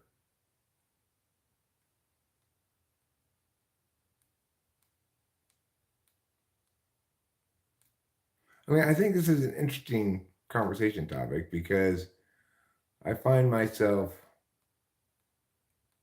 um, readily enough defending what's correct, you know, whether it's about C.S. Joseph or not. My read on that whole thing, what London claimed C.S. Joseph had said, doesn't make any sense. London claimed that C.S. Joseph had said, I will pursue her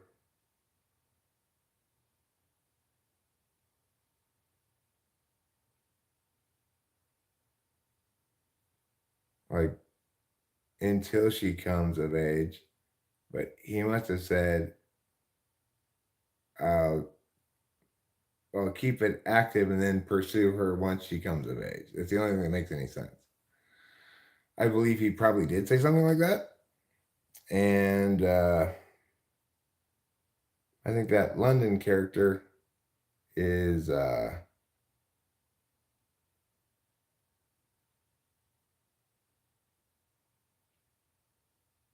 overselling his hand, you know?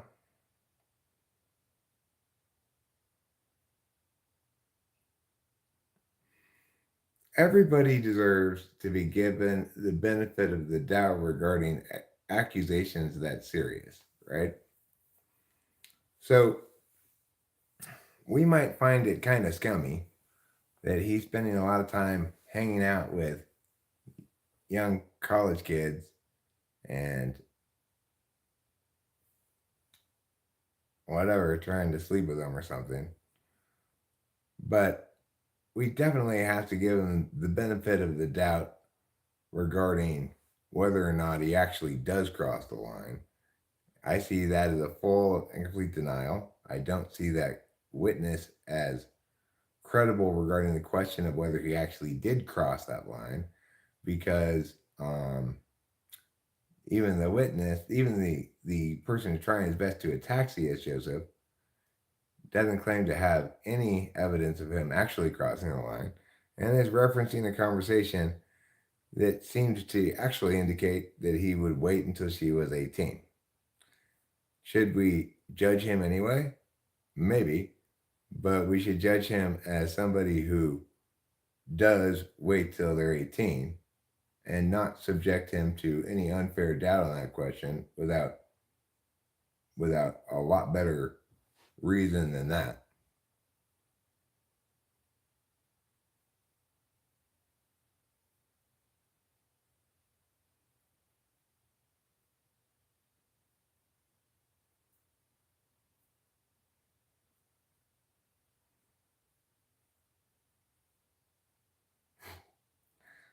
Koi ZXA, I think you are overestimating Lucifer's wealth.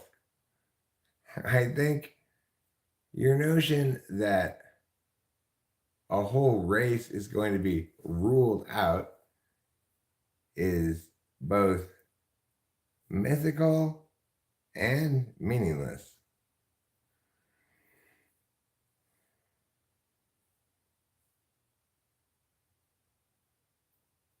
Right. I mean, he's in my mind, C.S. Joseph has done plenty wrong. The thing that he's done that is most wrong is he has subsumed typology to his fucking TE frame.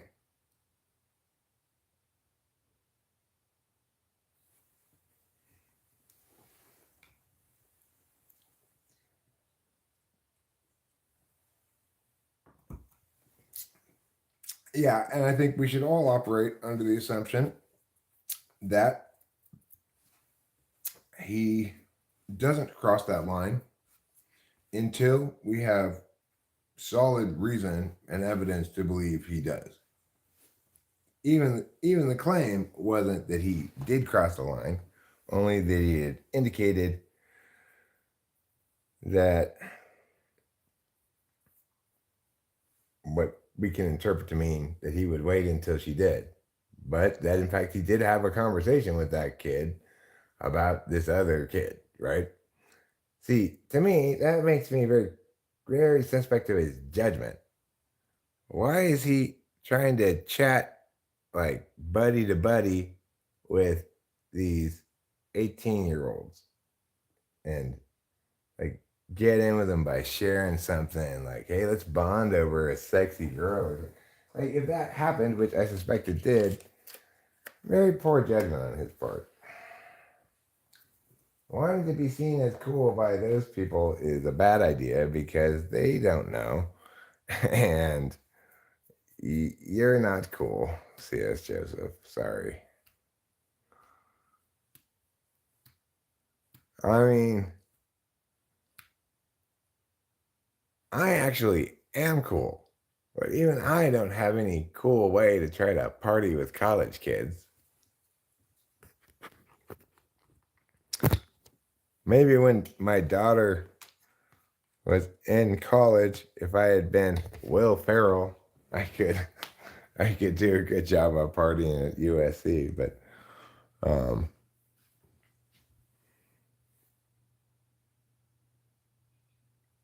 well, I mean, obviously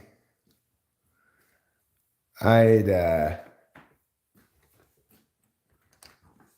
I'd I'd have a I mean I'd voice my opinions about the guy to my daughter in no uncertain terms, and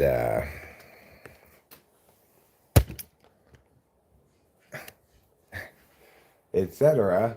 But if it were my daughter, I know what she'd tell me. Hey, Dad, stay the fuck out of my business. Why don't you?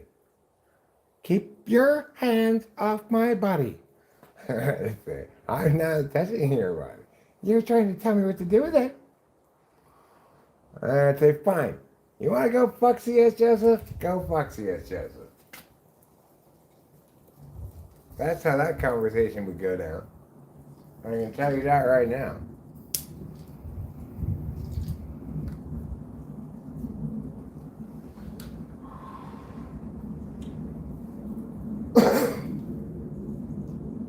Why did all the animals run away so much? Usually means like a hawk's coming or something. There's an airplane, some kind of military sounding airplane. Doesn't sound like a regular airplane.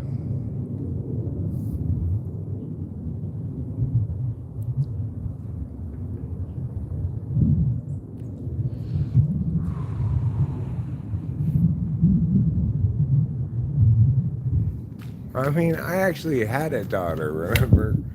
Now, granted, she didn't have any old creeps hanging around her, but by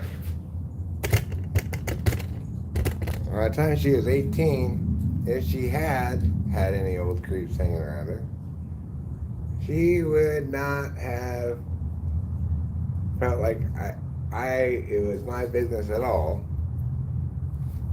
And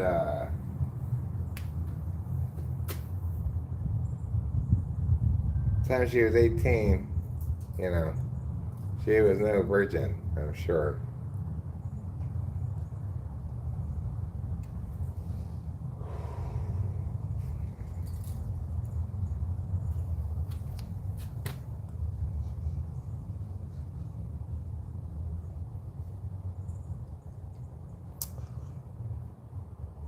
I mean, look, Niebuhr, I don't I don't think it's pathetic to judge somebody for what we do have proof of, but I do think it's probably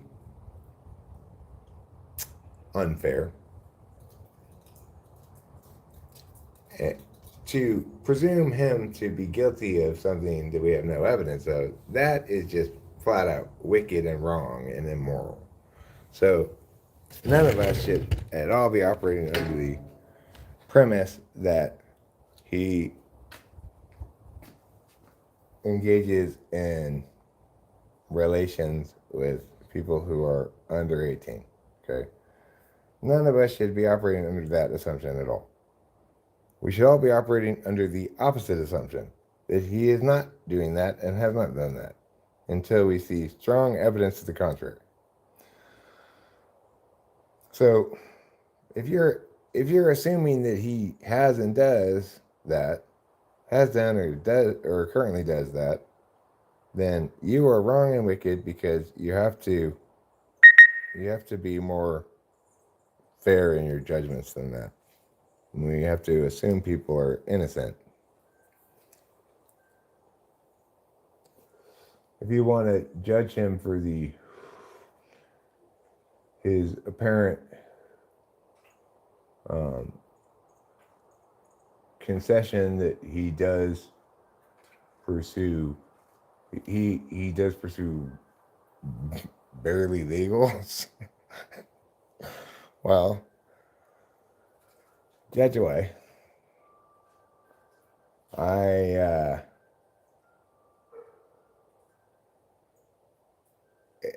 It makes him seem like a sad guy, like a sad character to me.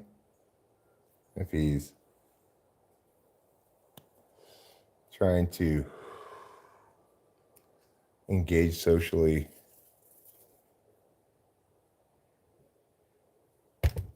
with people that much younger than he is. I mean, I like to do so around here, but it's specific to the individual, you know? Granted, YouTube has a young demographic compared to my age. I mean, not as young as, say, TikTok or Instagram, but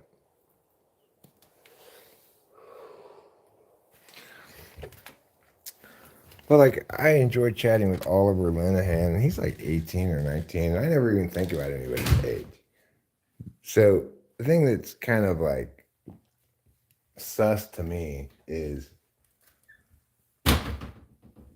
that he's gravitating towards an age demographic, it would appear, rather than allowing his community to comprise a bunch of individuals that, for whatever reason, like a community, and not trying to reduce those individuals to members of groups, nor try to take advantage of groups that genuinely have a bit of a underdeveloped frontal lobe thing going on.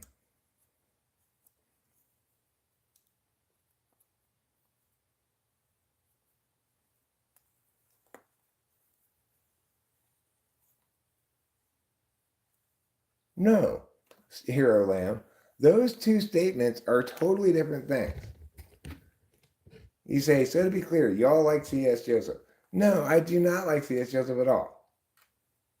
And then the second statement is, nor do I think he's a good person in my personal opinion. But that's just my personal opinion. And then the second statement, we think he deserves to be assumed he has good intent. No, we think that he deserves to be presumed innocent until proved guilty of something. Okay?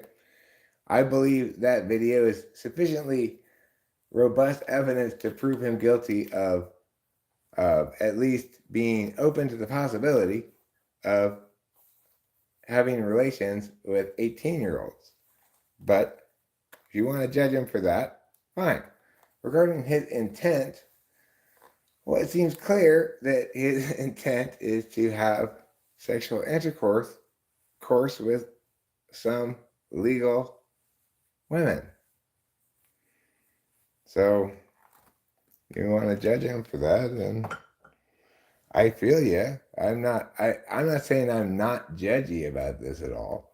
I'm just saying let's draw our lines clearly, right? As to what we can judge about fairly and what we cannot judge about fairly, and what would comprise a wickedness deserving judgment itself, were we to make this certain leap of presumption. That's all I'm doing, okay? I'm not, in other words, I'm being dispassionate about the matter. It doesn't matter what my personal feelings are about C.S. Joseph. I'm just discussing how we have to deal with this matter, regardless of who the person is, given the evidence at hand. I've had people come in here before. There was some lady who came in here before, who talked so much shit about C.S. Joseph and his behavior with her and women in general. But again, he didn't accuse him of anything illegal. If I were an 18-year-old girl, would I let C.S. Joseph fuck you? It doesn't matter what age, gender, time of humanity, ability level. It doesn't matter if I were Helen Keller and C.S. Joseph were the first man I'd seen in 40 years, after I finally got my eyes fixed, I would not have sex with C.S. Joseph. It would, even if I had testimonials from 1,000 women saying he defines what the world's greatest lover is, I would still not have sex with C.S. Joseph.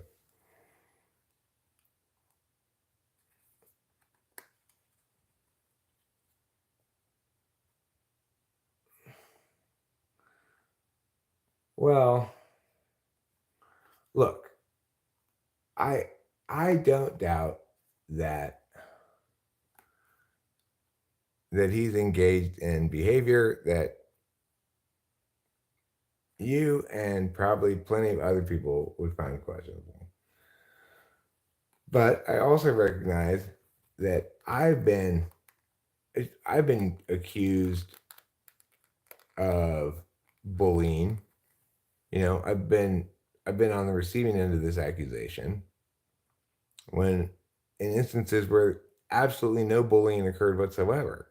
I was accused in many times by multiple parties of bullying Melissa Tox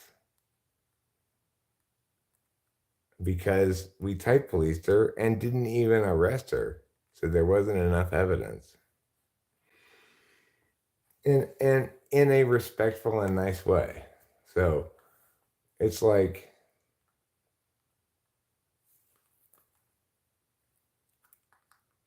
I mean, but there is stuff that comprises bullying. You'll note that C.S. Joseph reported me for bullying, apparently, because I have currently a warning on my channel from a long time ago, like 4 or 5 years ago, for bullying him.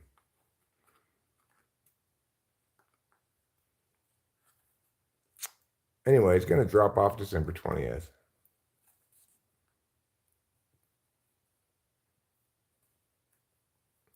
Joseph E. Let's make this more broader. If you're an 18-year-old girl, would you let any middle-aged man fuck you?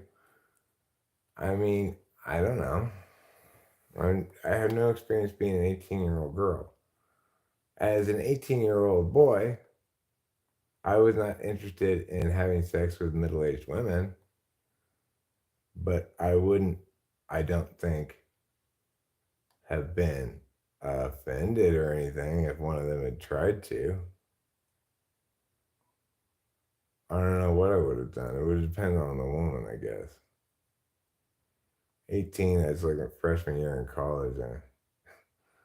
I don't think anybody of any age or gender, even Helen Keller, didn't want to fuck me when I was 18.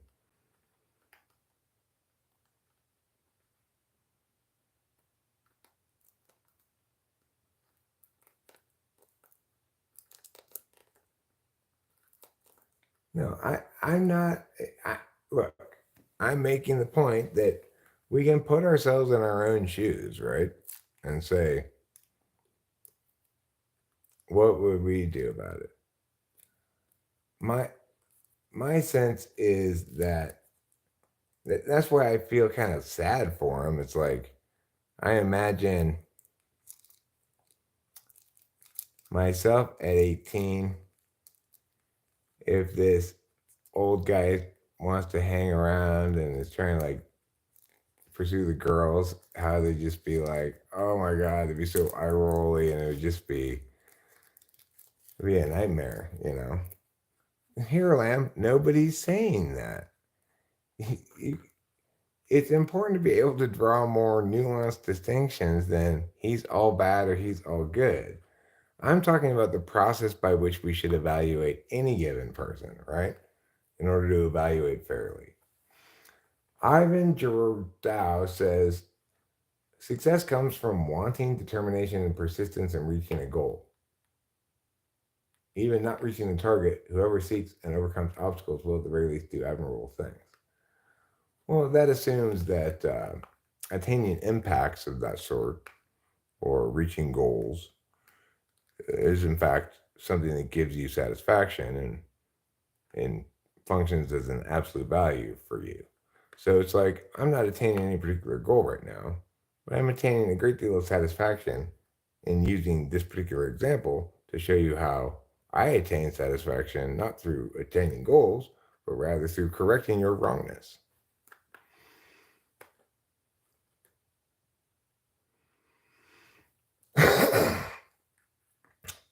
You might say, well, then wasn't correcting my wrongness your goal? No, a goal is something you have in advance and take coordinated steps to attain. Not just a snappy retort to your well articulated wrongness.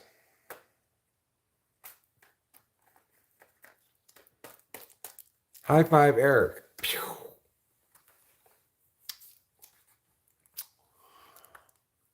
And that's when Ivan Jordal was like, but, admirable to whom? It's like, is a life well lived if others admire the things I do? How do I even know if they admire it? Do I do a poll? Like, how many of you admire the way I cut my lawn?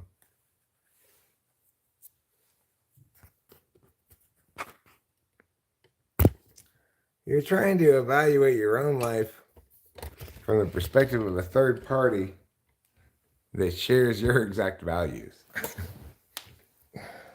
All right. Well, that's not a good way to think about things. Oh, that's a good way to be wrong.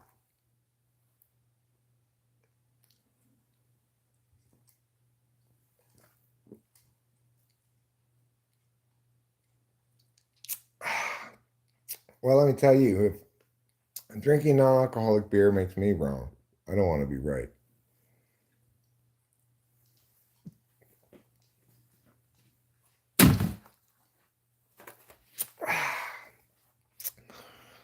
Well, that's a tasty meatball, as they say in the country of Italy. They're constantly saying that in Italy. It's one of their favorite sayings. Along with, Mamma mia, look at the pizza pie. And, oh, you left the baby in the yard. You know, and other Italian sayings. Did you steal my hat?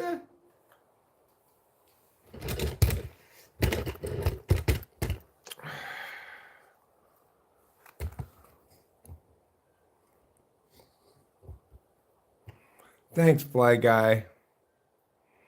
I admire my own vacuuming too. I just wish I did it more frequently. I had I mean, you should look. I gotta show you, Fly Guy. Look at my driveway. It used to be all covered in seeds and everything, you know. I cleaned it, like the whole thing, even over there by the car. How did I clean it? With my Craftsman shop vac. What, Eric, you vacuumed all that? No. I plugged it into the exhaust port and turned it into a blower. Then I'd blow it all into a pile. I'd scoop it up and put it into the trash. Or if it was close to the edge, I'd just blow it over the edge onto the hill. I didn't power wash it. I just blew it. And you see, it's like all the cigarette butts are gone. I got rid of that ashtray and I replaced it with this much less annoying ashtray. Wine bottles are great ashtrays because you don't have to put any liquid in them for them to put out the cigarette. Just put it down there, and because the stem's so narrow, it doesn't get that much oxygen, so then it just dies. That's what also happens to people if they don't get enough oxygen. Am I a better blower or scooper? Well, I got better at blowing as the blowing session proceeded. I started off, I was more likely at the beginning to say, try to be blowing some leaves this way and have them go back over here. Oh no, I came in with the wind too much over this way. I got to go back over this way more. You know, that kind of thing. God damn it. Oh, Eric, you're so dumb. Why do you have to look so dumb? I spilled my meow on the mirror. And that's going to be super sticky, so I have to wash it off now. I blowed for like 3 hours yesterday. Well, the whole time wasn't blowing, okay? It was a mix of blow. Well, first I did some vacuuming of some things. I vacuumed in there, vacuumed here, the cigarette butts and stuff. I vacuumed some of the bigger piles of seeds that were like around the drain. And then I did some sweeping of some dirt parts that I just wanted to like throw back up onto the hill. And I kind of then intermixed blowing and scooping and sweeping for the rest of the time. Like, you could blow it into a pile, then you could scoop it, and you can vacuum the remnants, or you could scoop it, broom it, scoop it, you know. I should have probably have done more vacuuming the remnants. I tended to do the other one, which is less efficient, but anyway, now I have to squirt off this because otherwise it's going to be all sticky over here. This happens every time I shoot a big load of cum right here. It just, I gotta wash it off.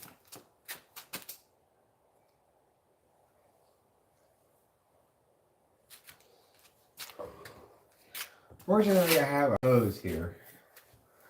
Hoses are useful for washing things off, I've discovered. Okay. Now, there's one other key component to washing things off besides the hose, and that is water.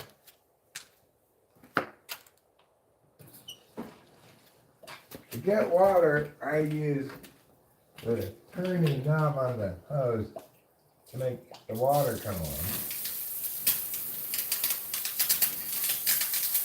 And look, it already left a stain. You can see the stain where it was. What do they have in that drink? That makes it so stainy, I wonder. It's stainy like Jamie. We're gonna have to get a little unstaining brush. I've also got a lot of burns here where it says cigarettes. They leave a stain too. Alright, let me get an unstaining brush. You guys just hang tight for a second. Alright, let me turn this hose off for right now.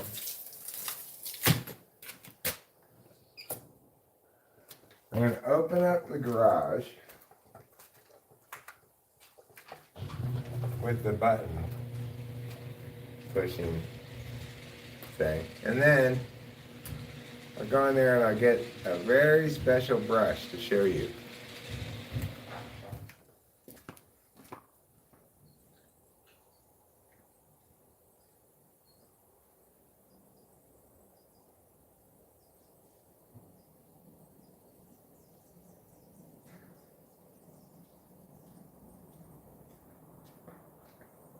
So, here's that brush I was telling you about.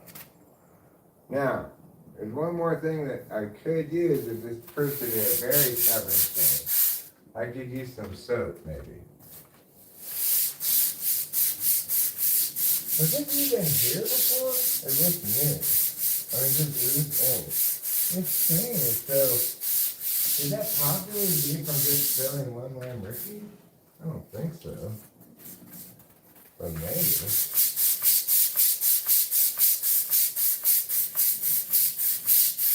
I guess I'll try getting a little bit of soap and see if that helps.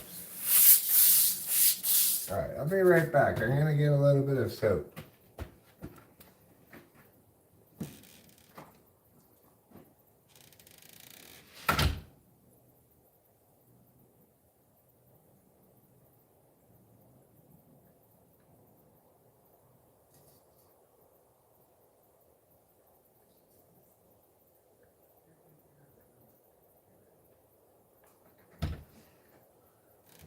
yeah. That's like the second time I've done that in 2 days. I've walked in the house with a lit cigarette. Obviously, I didn't puff on it or anything, but I don't know what made me be all like that all of a sudden. Anyway, I didn't realize that I was almost in the kitchen. I got some soap here. Soap's useful for cleaning things because it weakens the bond, the molecular bond between oils and surfaces. That's what soap does. That's why we use soap instead of just water. Okay, let's try it.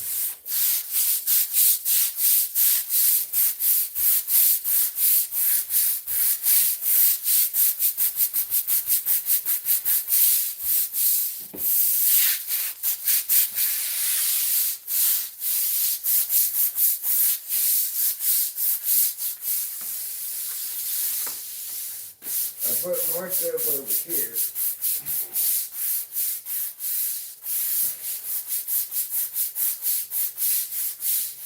Well, none of my stain cleaning really seems to be working at all, to be honest. All the stains just seem to be staying right where they are. I guess that's why they're called stains.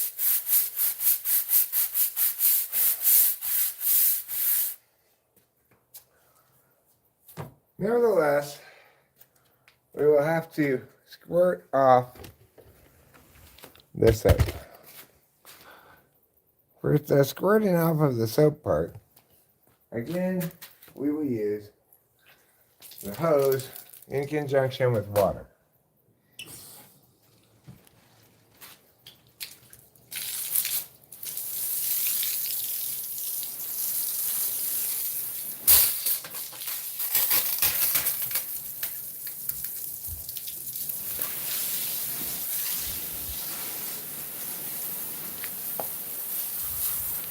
So we'll squirt it like this way so that it goes towards the drain. That's a better idea.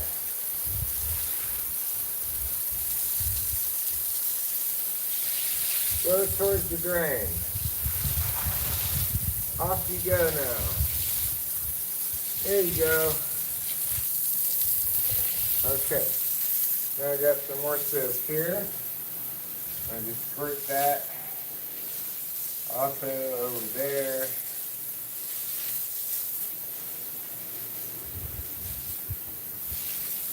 Maybe it'll go down the drain too. Off you go. And then we got a little bit more soap right here. This one we just squirt like that way.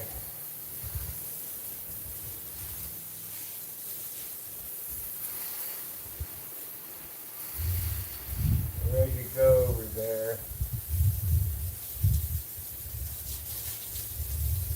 Off you go. Go on. Go over the edge.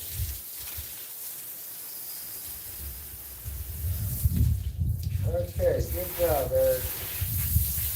Just spray out these things too well.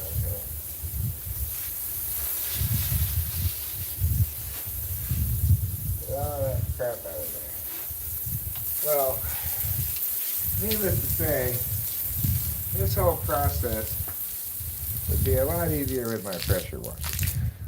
I don't even know why I bother doing things like the dumb, half-assed way. Oh, it's just one little spill. Well, then don't even get the soap out at all.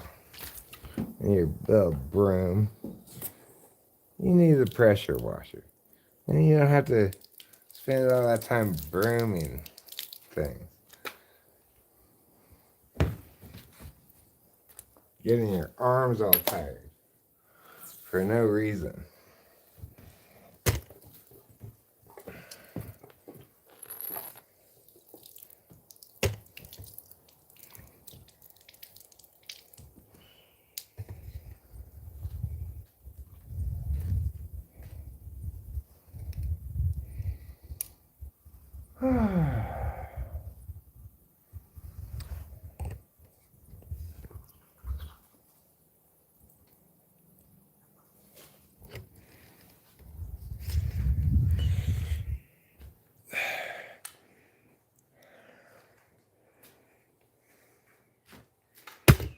Okay, now we're done with that. That was pretty spectacular. Oh, did you get some butt crack? I'm sorry. I didn't mean to butt crack you. I guess my hugs must have slipped down a bit. Because I have hugs on underneath my sweatpants.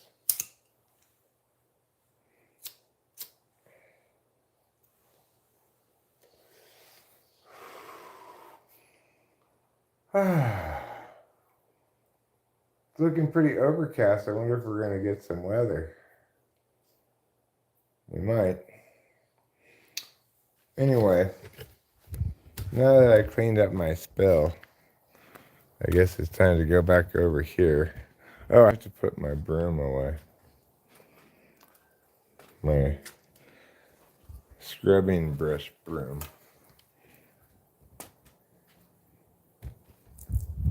Now dripping with evidence of the work that it's done. You did a good job, broom. I'm proud of you. I'm going to give you an extra ration of gruel tonight.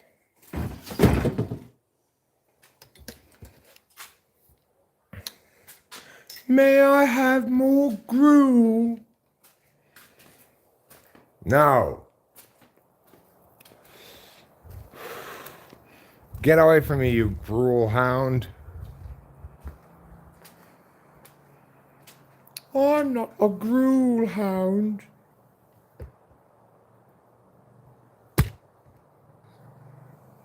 Are you grooming scroom? What are you grooming scroom for?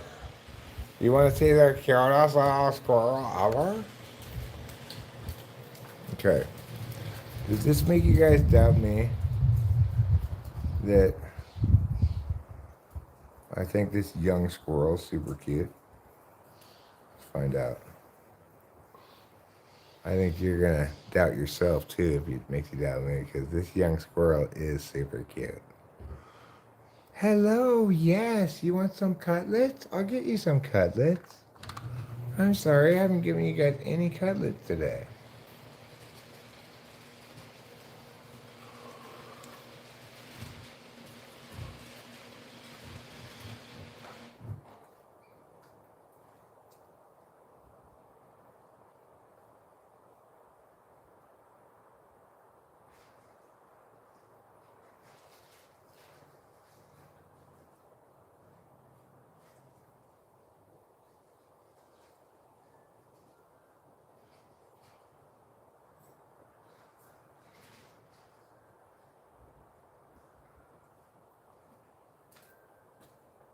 You guys should run to somebody else's live stream and say, Eric just admitted he's into young squirrels. Hello. Yes, I got some cutlets for you. Yes, I did. Isn't it exciting?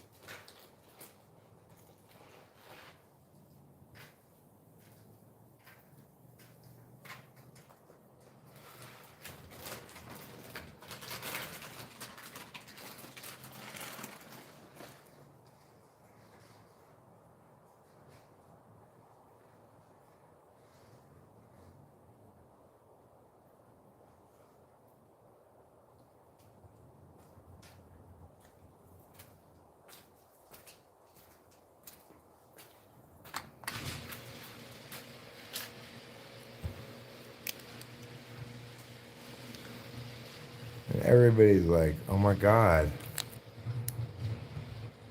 I guess I'm into young squirrels now too. You can tell they're young not only because they're small, but they're brown. They change race when they get older.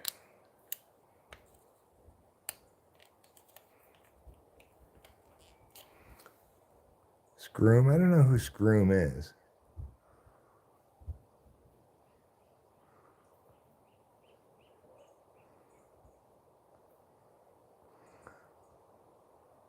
But I'll tell you this much. I'm grooming that squirrel. I'm grooming that young squirrel. And what I'm grooming him for is to enjoy a lifetime of cutlets. Yes, you are learning young that I am the provider of the cutlets. You didn't even hardly run away for just about a second before you came right back down to get your cutlets. Yes, you're a little cutie.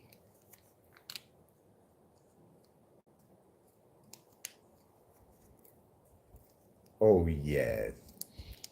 You love your cutlets so much. Let's see if we can get a little closer to you so that we can see you better. It's fine. Yes, you're a good cuddly lover.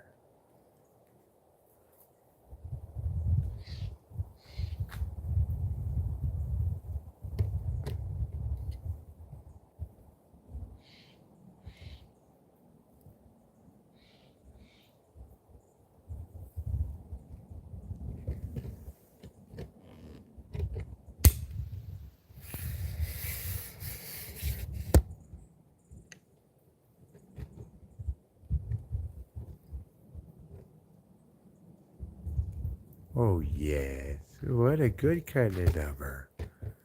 Don't be scared. It's fine.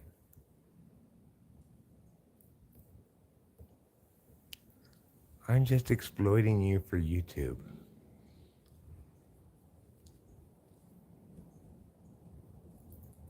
That's the kind of exploitation we can both enjoy. You get cutlets, and I get to film you. It's a good deal for both of us. And look at that little cutie. Who wouldn't want to watch a squirrel? It's that cute. We're not talking about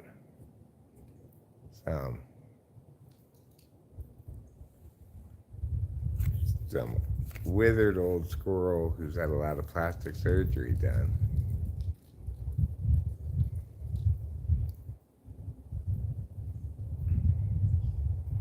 What's your name, little squirrel? Do you have a name? Your ears come to very much a point on top of your head. They're swept back ears. Maybe I'll remember you by your swept back ears.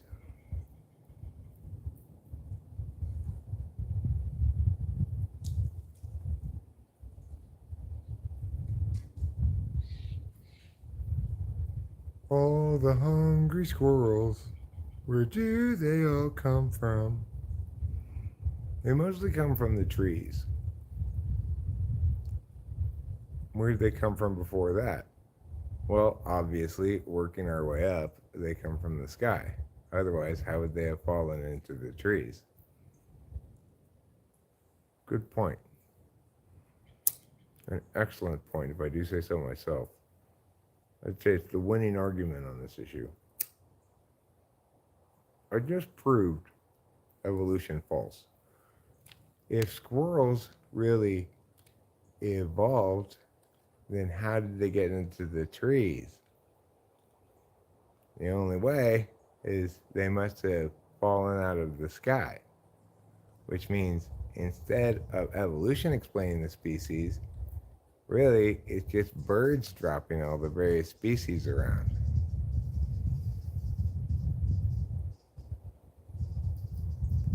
And clouds, birds and clouds. Otherwise, how did they get all the way down here?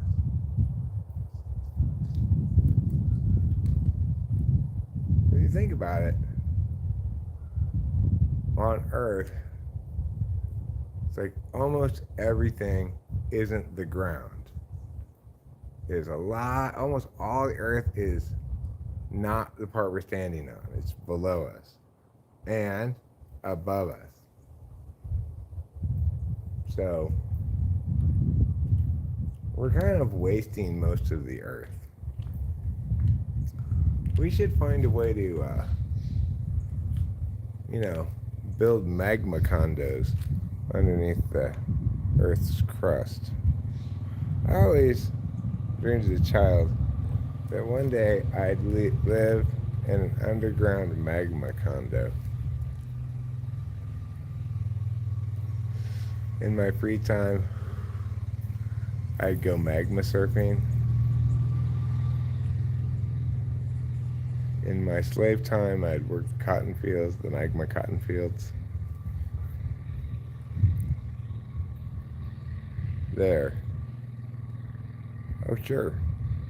You could see more squirrel action if you want. I know how much you love hot squirrel action.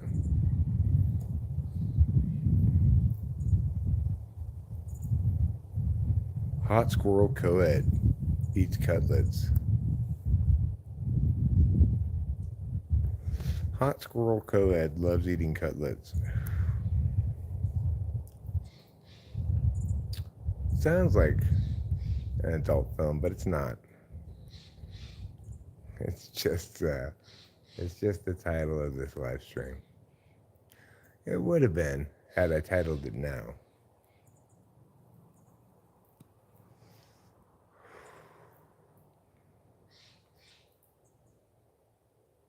Oh yes. Look at you eat. You're eating so many cutlets. What are you gonna do with them all? You're gonna put them in a hole someplace? And eat them later on in the winter? When there's snow on the ground? You seem pretty young for this time of year. You're not even gonna be full grown come wintertime. But what you are gonna be is well fed on healthy sunflower seeds. Yes, because you love them. They have all the grains and proteins you need. Even though they're seeds.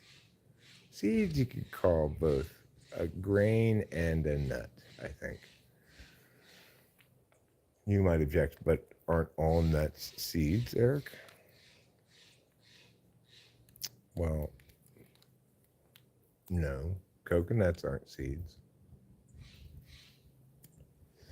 But they are, though, Eric. All right. Well, how about walnuts? No, they're seeds too. Almonds aren't seeds. Yes, they are. Well, what about peanuts? Peanuts aren't nuts, Eric. Peanuts are legumes. Oh, but are they seeds? Let's try to stay on topic. All right, nuts that aren't seeds. Grape nuts aren't seeds. They also aren't nuts, Eric. Okay. What about mixed nuts? Mixed nuts aren't a specific kind of nut, so that doesn't count.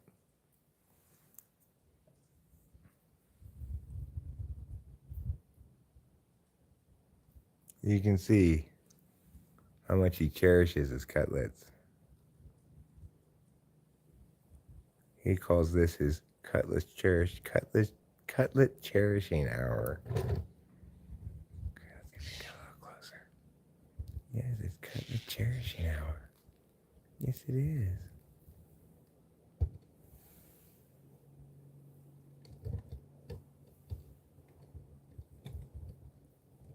Oh, you're on the way. Out to the branch. You're a branch-dwelling squirrel. I didn't know that. You should have alerted me. I'm sorry, you guys. I accidentally came upon a branch-dwelling squirrel. They behave differently than normal squirrels. Let me see if I can get the camera back to normal camera. He's making little squeakums. That's his name, I think, is Little Squeakums. You hear his little squeaks? Squeak! You don't have to worry about me, little squirrel. I'm the one who gave you the cutlets in the first place. I'm not going to give you cutlets just to take them back from you. And no, I'm not trying to trap you. Some people might do that, but not me. I have no reason to kill any squirrels. If I were starving, well, maybe. I was thinking yesterday about how if the apocalypse happens, we're in pretty good shape.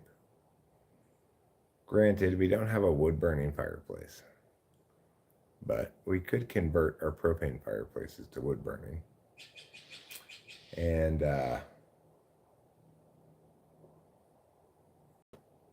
we could probably cook on top of them. We could cook outside. We have a gun and plenty of bullets. We're far away from any population centers. And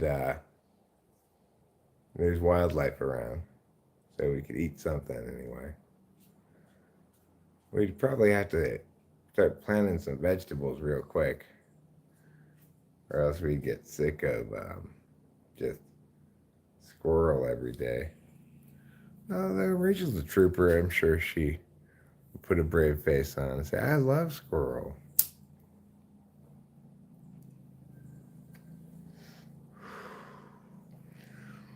Problem is there's too many people around here to live off the land for long. You know, the place would be decimated of wildlife before you know it. And then the squirrel population would really start to go down. The smart post-apocalyptic hunter would go for the squirrels first, knowing that other people were trying to take down the big game.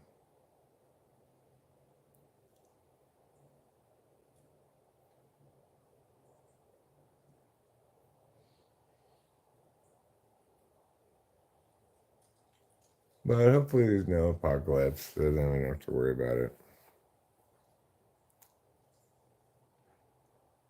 We're in a good place for the apocalypse, but really, to be in a really good place for the post-apocalypse, you kind of need to have a compound with barbed wire fences and a bunch of land, a lot of weapons and ammunition. You never know what kind of apocalypse it's going to be. Could be nuclear, could be meteor strike, could be, I don't know. Meow. Could be some escaped bioweapon, turns everybody into zombies.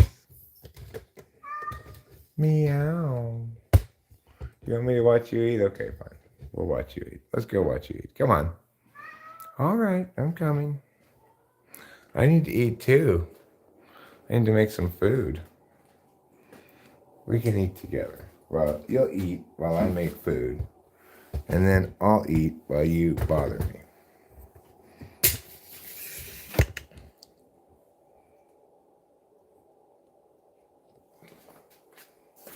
All right. What kind of food am I making for myself? That's what I've got to determine. I don't know if it's gonna be healthy or if it will be vermin.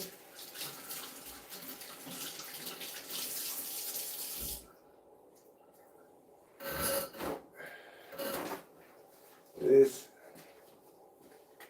quote unquote blister I got on my middle finger from playing probably the bass guitar too much, but might have been the regular guitar. I played both of them for quite a while. It's like halfway between a callus and a blister. So I think I'm gonna forego the sandwich right now, although that was my first thought. I think I'm just gonna not tax myself too heavily before I actually eat something, and just make the easiest thing to make, which is frozen dinner. This one, now note, Rachel and I have discovered this about these Michelangelos. You got your chicken parm, you got your lasagna. If you look at the back of this box, it will tell you that you should put it in the microwave for 5 minutes. It says it right there. On the back of the chicken parm boxes, it will tell you you should put those in the microwave for 7 to 8 minutes. In fact, they got the times backwards. This one requires 7.5 minutes, not 5. And the chicken parm requires 5 minutes, not 7.5. Someone should tell the company about their mistake. Maybe I should email them. What do you think? You guys want to email the Michelangelo's Food Company? You're gonna scare me? Well, it is the Halloween season. Okay, Michelangelos.com.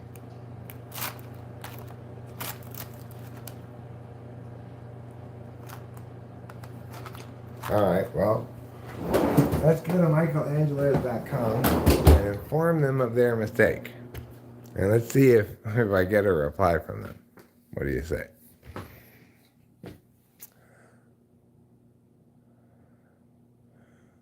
Penis Jishishwehegi. Well, and a very good penis Jishishwehegi to you as well. Is that a special holiday of some sort? Alright, Michelangelos.com. Here we go. It is time for you to learn of your mistake. www.michelangelos.com.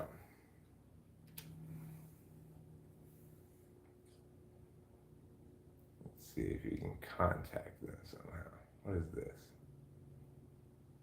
Accessibility menu. Contact us.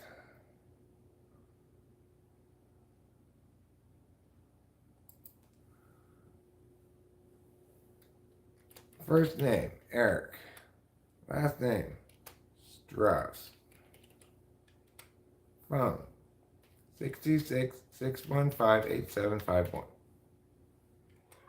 Email, ssuartscire@gmail.com. Confirm your email, ssuartscire@gmail.com. Product.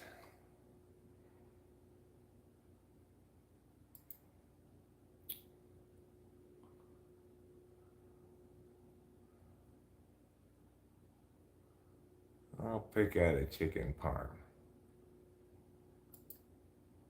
UPC code.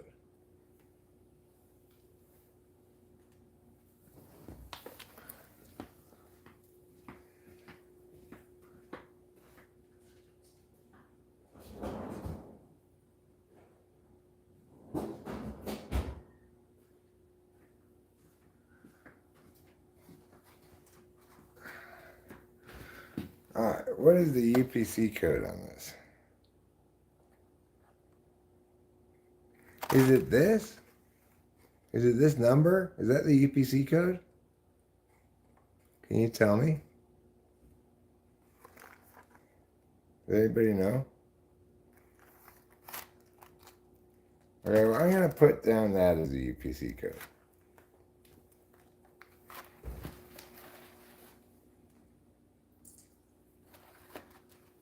Three 7-3-6-3 space 9-8-6-6-3. Subject.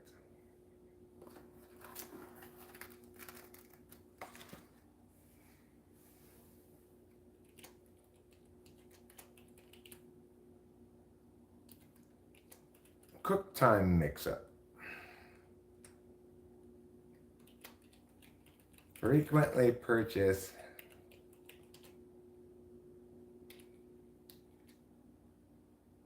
your dinners. How may we assist you? My wife and I frequently purchase both your chicken parm and lasagna dinners. We have noticed that the cook times for those two dishes are backwards.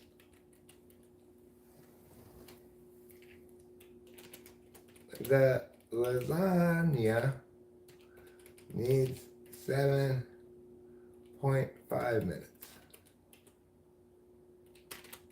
The chicken parm needs 5. But the packages have it backwards.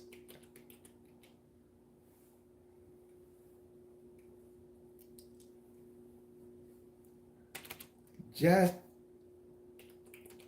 wanted to alert you to this.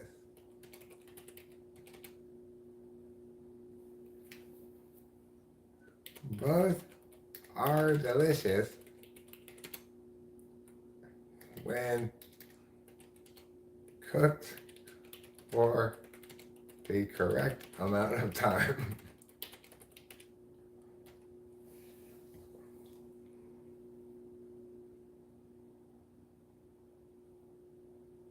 Alright, just to proofread it. My wife and I frequently purchase both your chicken parm and lasagna dinners.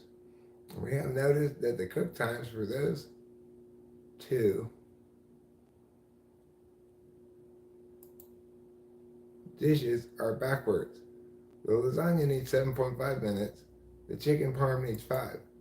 But the packages have it backwards.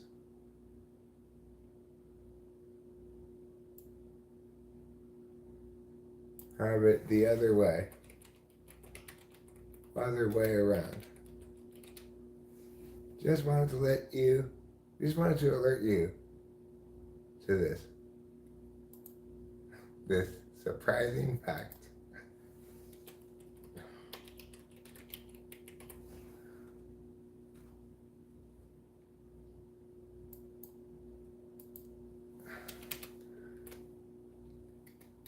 We love their one-step, no stir convenience. Thanks, Eric and Rachel Strauss. Send. Okay. Hopefully they reply to me. And now, to celebrate getting that important task done, I'm going to eat one of these Michelangelo dinners with my mouth.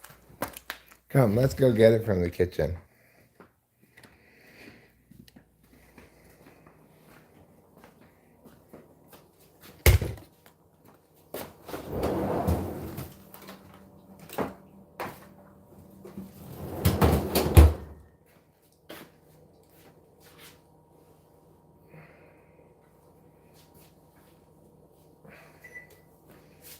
I should have said, this surprising but true reality, instead of this surprising fact.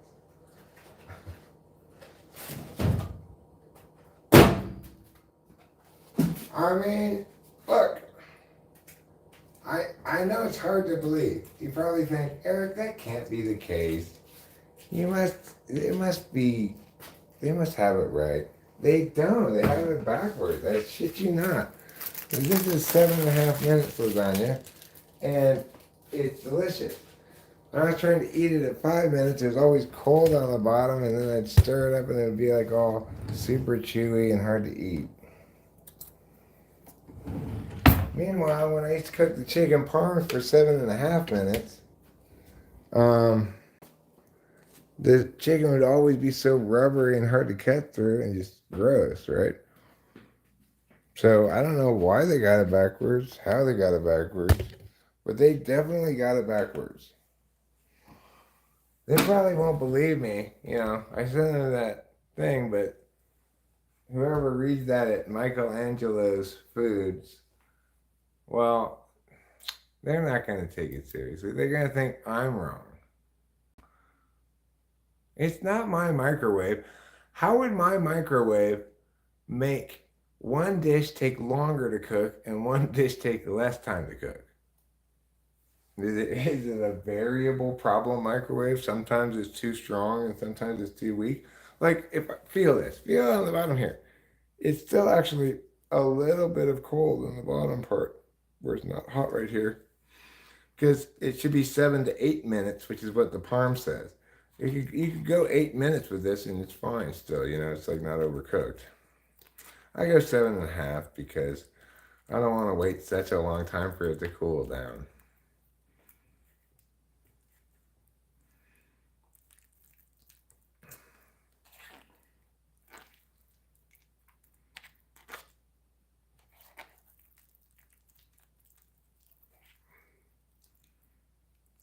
Do you think they're going to actually investigate this and see if their timings are wrong, or do you think they're just going to ignore me as just some crazy guy who doesn't know anything about anything? The thing is, if they knew me, they'd know I wouldn't be making the claim if I weren't absolutely certain of it right now. We've tested it. I think Rachel's the one who figured it out that it was the wrong times. I don't know how she figured it out, but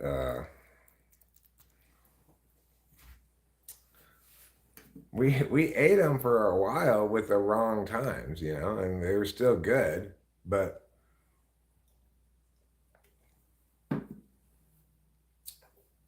they're so much better with the right times.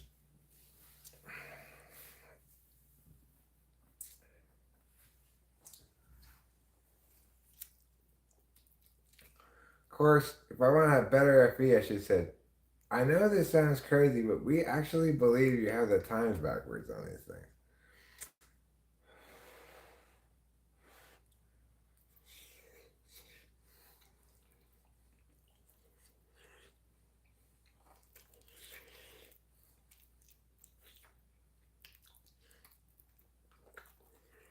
These are the only two kinds of their dinners that we get. So, and we get them a lot, we get them all the time. It's probably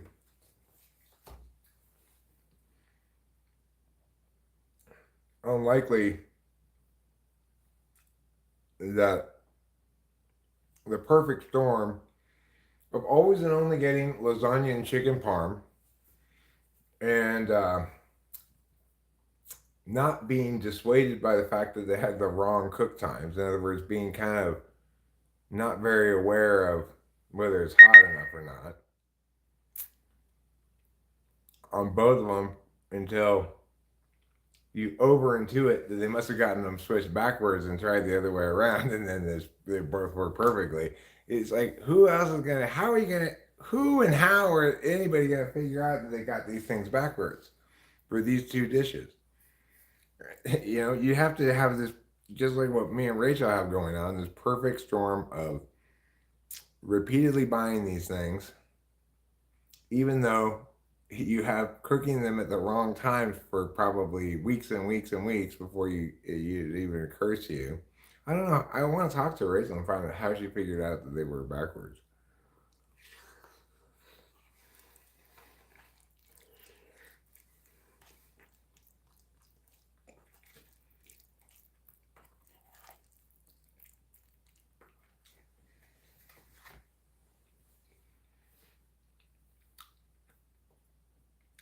It's kind of crazy, right? Like, be a good thing to make a documentary about, like trying to get this company to listen to you, believe you when you tell them they got the cook times backwards on 2 of their packages. And you're definitely right, but it's really hard to prove, right? Like I could like make a point of microwaving the lasagna at one time and the other, showing the difference like that, but you can only do so much with just video. You gotta kind of cook it for somebody and have them experience it themselves. It's such an SI thing.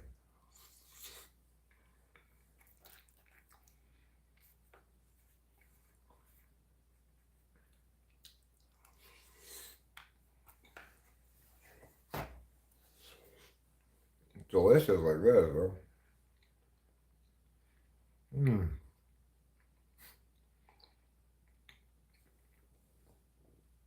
It's like I used to eat these. I remember how difficult it was to cut through the noodle. It wasn't like fully cooked yet, really, all the way. It did not dissuade me. I continued to get them because Rachel and I have a rule that we get only get frozen dinners that have one step. I refuse to do stop partway in the middle of cooking your microwave dinner, take it out, pull back the thing, stir it around, put the thing back down, put it back in the mic. I might as well just be a chef at a fancy restaurant at that point.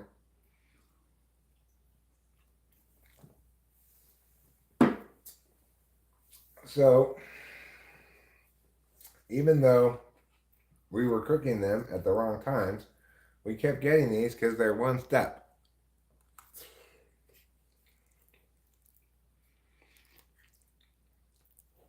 We usually also get sweet and sour chickens, budget sweet and sour chickens, or whatever it's called, banquet. That's what it's called, banquet sweet and sour chickens. They're also one step, but they didn't have any at the supermarket when we went this time. Yeah, I have no flow state. I'm accomplishing nothing. I'm just live streaming.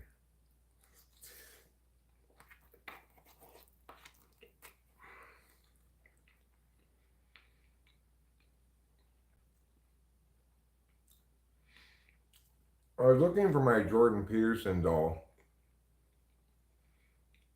In other words, Guy Suit is his name, but he sometimes plays Jordan Peterson on TV. Planning to do another Jordan Peterson lecture because the last one got so many likes and comments. I don't know how it got unlisted in the first place, but somebody found it even though it was unlisted and left a comment on it. And I was like, and saying like, why does this only have 9 views? I was like, why does that only have 9 views? Well, Eric, it's because it was unlisted.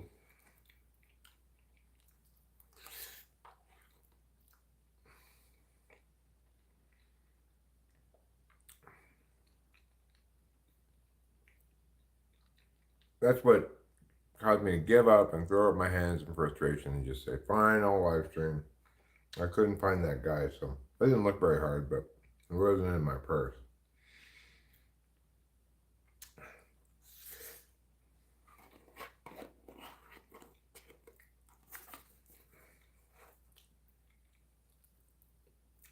The Guy Suit's actually Mindy's boyfriend. Secret boyfriend. Officially, she's single. Well, boyfriend is too strong a term. Mindy, after all, is a sociopath. No, this has already been established somewhat. But look, there's a lot of canon, story that explains and clarifies the Mindy's Club universe that's been discussed around here, but hasn't necessarily popped up in any actual Mindy's Club shorts. But I have a clear understanding of what's going on in that whole universe.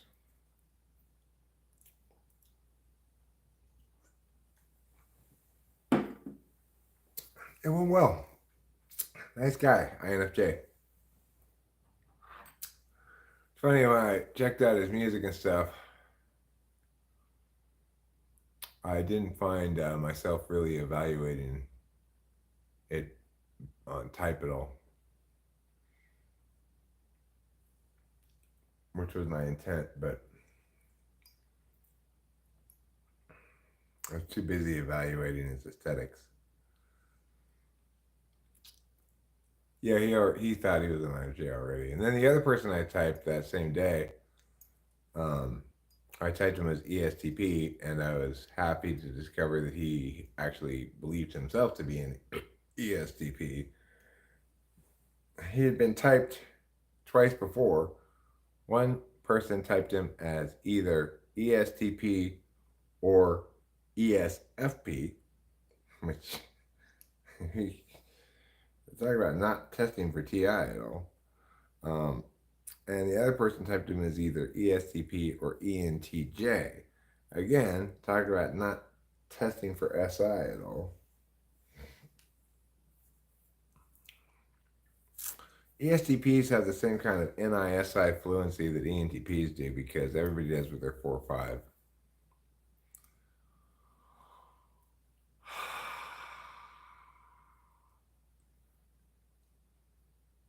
No, neither of them wanted to publish. I have another one upcoming Wednesday. Maybe they will. I don't know.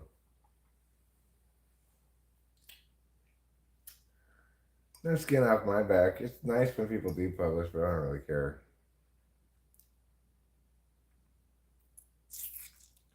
The thing is, if I want to be successful in life, apparently, I should just make a bunch of shorts all the time.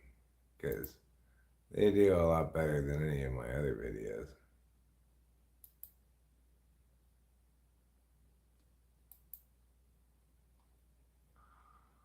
You know, is hers? No. Is that video, that short got 2,600 views. It's doing pretty well.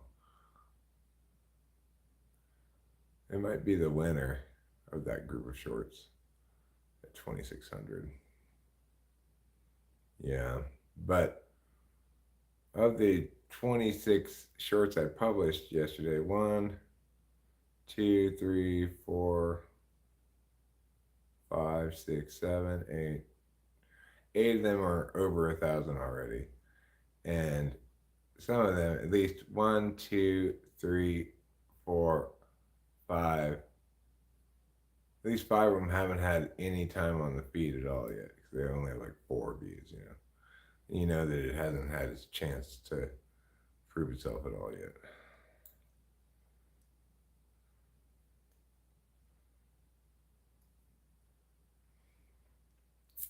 So that's pretty good.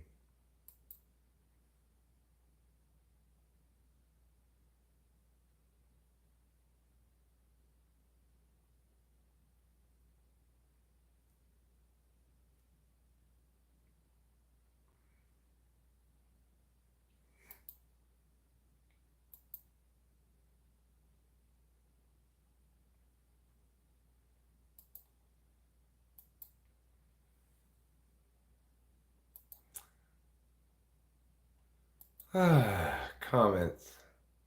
People have comments, but it's always like, do I really want to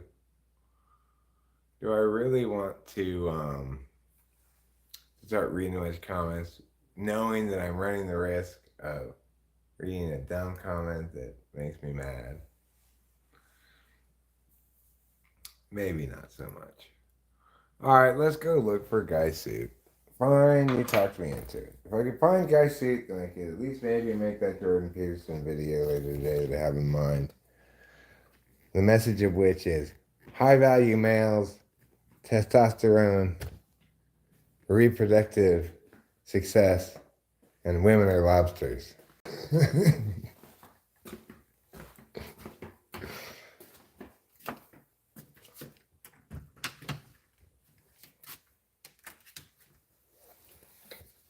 So what we see in the experience of high-value males, and might call them alpha males when discussing wolves, is they are not afraid to take action. have a problem, they solve it. You look at lobsters.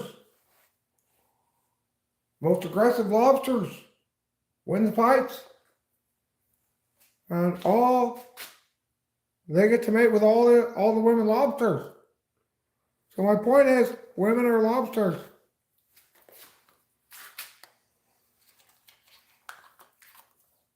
And that's really something. That's really saying something. We're looking for him. We're not just fucking around in the garage. I forgot. Already? Yes, I did. Okay. Now, here's one place where there are some toys. Let's look here first. Let's put it here where it's a little lower so I can reach it over there. And that way you could look into it more too. You could help me look.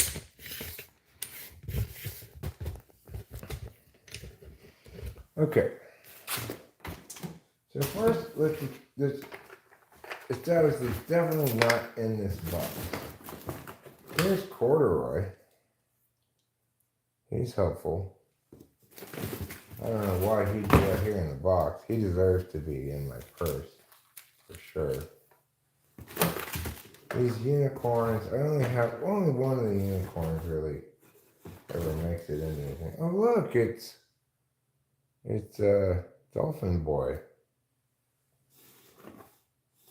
Why aren't you inside too? You should be inside the house too, Dolphin Boy. And look, here's that little girl. Who's saying, Soyo!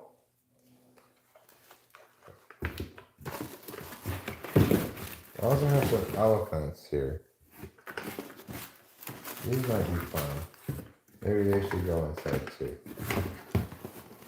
We've got 3 elephants.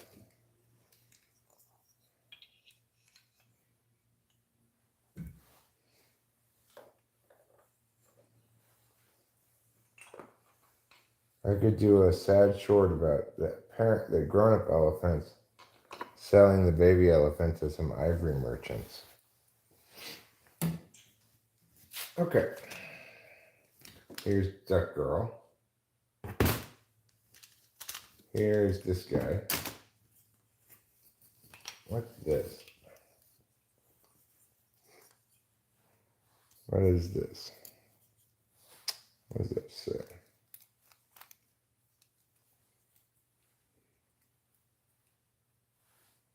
Det Herr Oktoberforster, Oberforster, der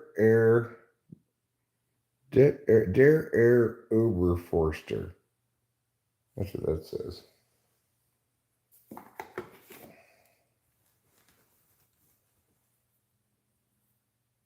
Here's this lady.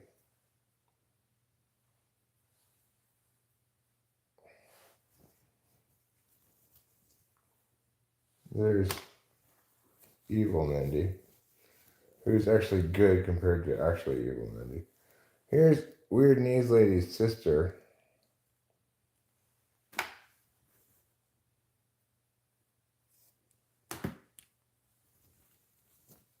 Here's Karen. She's always useful.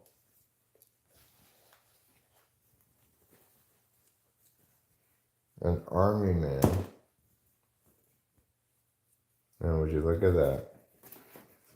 There he is. Gray suit. I found him. It's a miracle.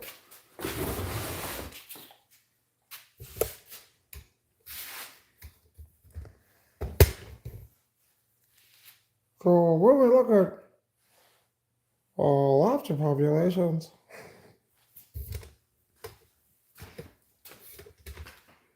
well, that's really saying something.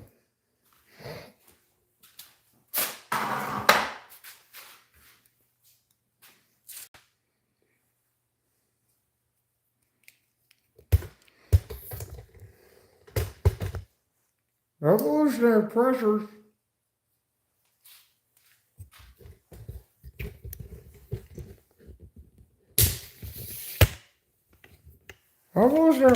replace responsibility for the species' health in general in the hands and the wombs of women. Yeah. So, of course, women are going to look for high-value males. Of course they are. Sure. And what qualities do these high-value males have? They typically, they're stronger, they're able to take more action, they get things done, they solve problems. If you look at lobsters and you see the males, they have a lot of aggression. And they are the most reproductively successful males. So in short, women are lobsters. And you better believe it. You better man up there and go out there and slay dragons. Or else what do you have to offer?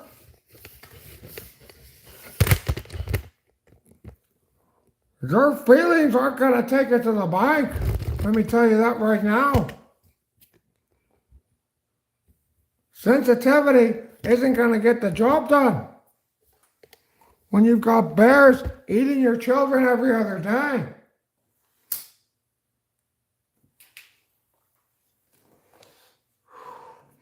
You know, part of this links back to when we were hunter-gatherers. Pregnancy was a big thing, a big deal. A woman had to know her man could reliably be counted on to wrestle and kill bears. Sure, that's really saying something.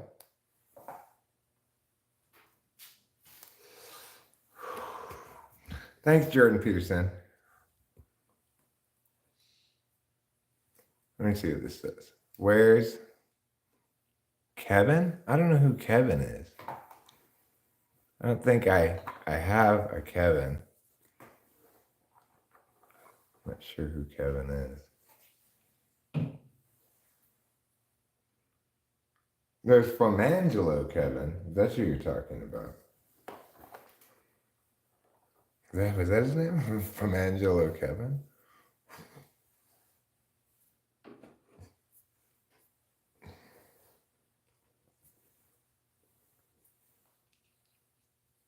Oh, well, his name's actually Randall, but Tiffany named him Kevin. This is Karen. And then she renamed him Famangelo Kevin. He's in the bag, like the other people should already be. For some reason I thought, oh, these aren't as important, I'll put them in a separate place.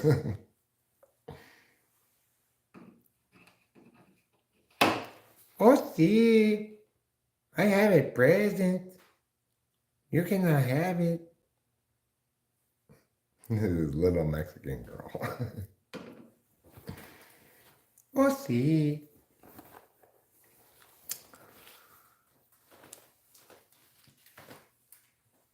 And this is Dolphin Boy, who one time rescued Tiffany when she woke up hungover in the desert. And this is Tina Marie, also known as Spring Break Tina.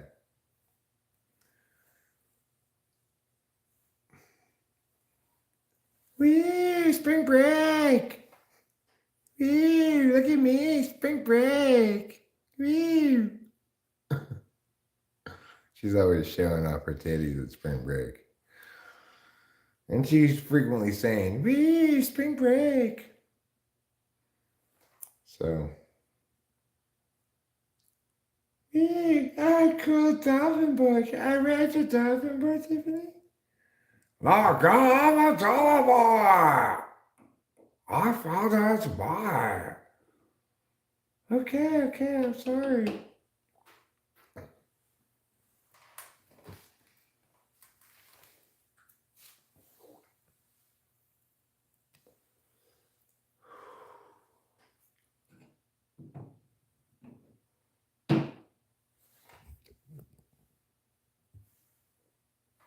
We elephants ain't never been in nothing. We sure ain't never been in nothing. Mom, Dad, why are you talking like that? That would be a good short. Right? There's for Mindy's Club. Yeah. First, the camera zooms in on this guy.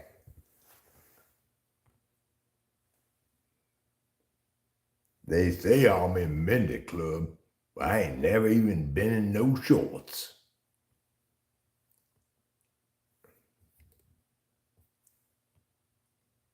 You tell him, honey. We ain't never seen no shorts. Mom, Dad, why are you talking like that? That's a good short. Don't you think? I think so.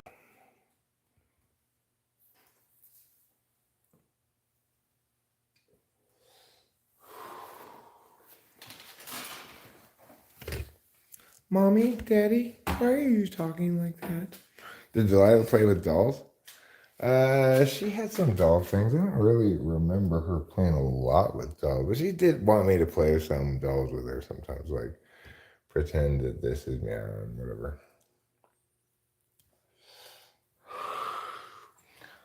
But I have never met a child who is as good at playing with dolls as I am.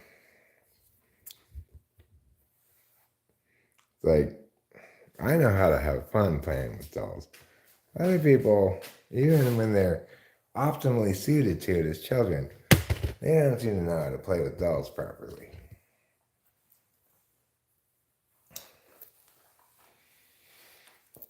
All right, all of you go into the hat so I can carry you to my purse. You elephants get to come along too because I like my idea for a short. Because what it will do, the reason that's such a great short idea. Hi, CJ O'Connell. Long time no see. You know, people around here when you were gone for a while were like, keep saying like, what happened to CJ? Where's CJ? I point out to them, I don't know. I don't have an air tag on CJ. Anyway, the reason that's a good short is because it would lead people initially to think that because these elephants are from Africa, that's why I'm making them sound like stereotypical black people. And then in the end, they just get confused. Of course, there are Asian elephants as well, so it wouldn't even make sense for me to do that even if I were trying to be that way. But people don't know that. People think all sorts of things. Oh, you were in jail. CJ was in jail, everybody. He got arrested for chronic loitering. He kept hanging out at the library until they finally arrested him. Pretending to read books. Sergeant O'Leary came in and said, "You're not fooling me, boy. Down to the can you go." They call it the can where CJ lives, instead of, say, the big house or the slammer. The thing about the big house is a jail cell is actually a very small house. So the name is totally misleading. If you think you're going to get roomy accommodations because it's the big house, you're in for a shocking surprise.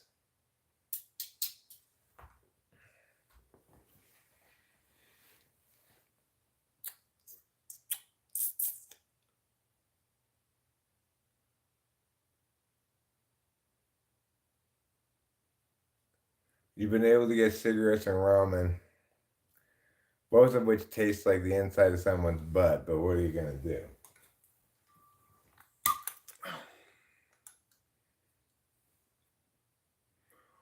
All right, brother. I smuggled in some top ramen for you. I should have asked you for a cup of noodles. Alright.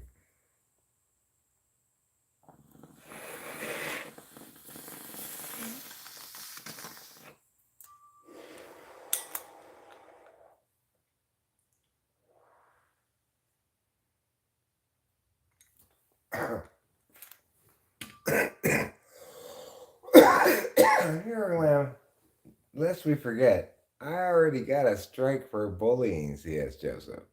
So, you can't tell me that I haven't been critical enough of C.S. Joseph. I have multiple videos critical of him.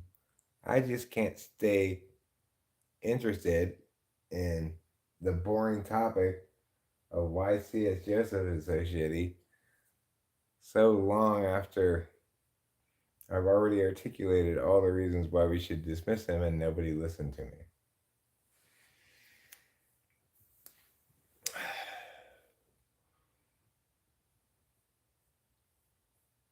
You know, if people were primarily TI deliberators, then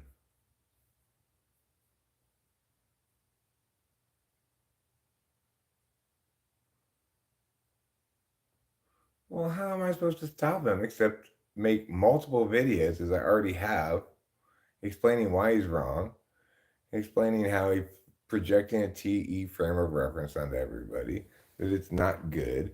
You want me to accuse him of shit that I don't have incontrovertible evidence of. You know, you want me to accuse him of being a cult leader. Well, I don't know if he's a cult leader. I don't hang around his channel enough to know anything about him. And, you know, various people come in and say various things about him, and that's their prerogative. They're testifying from their experience. But if I then repeat that as fact, it constitutes hearsay.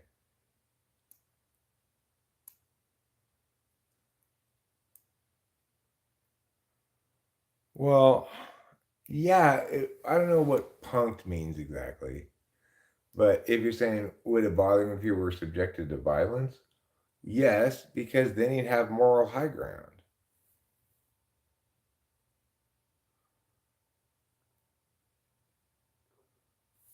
Okay, well, it may be the case that it's facts that he did whatever, but the point is, for me, it's hearsay.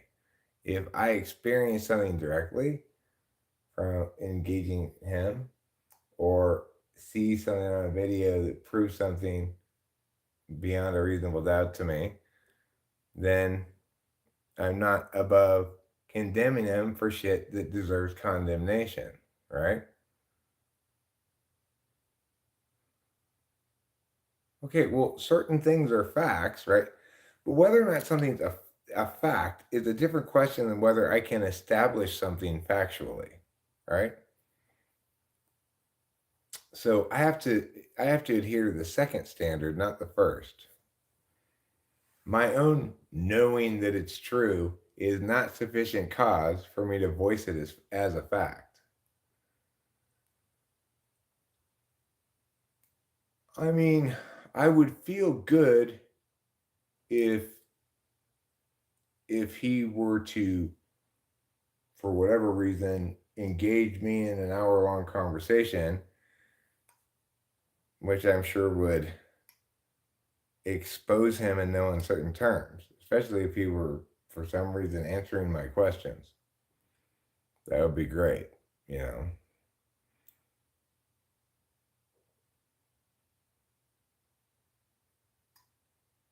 Well, I don't want anybody to suffer violence, um, because unless it's responsive to their physical aggression, it always gives them the moral high ground.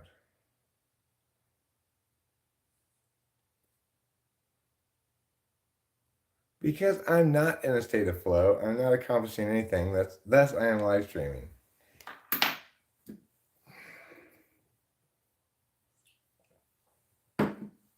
Well, that may be a fact, here I am, that he picks on teenagers, but I haven't established it independently, so I can't treat it as such. I'm a big believer in process integrity. You know, you're outraged by a reality that you see as toxic or bad going unchecked by people that you confer some responsibility onto for some reason. But we all share the same responsibility, and that's to be responsible about our processes. Since I have not engaged with his material as much as you have, apparently, I have less reason, obviously, to be upset about it. And I have less capacity to confirm or deny anything you're saying without doing independent investigation that I do not want to do.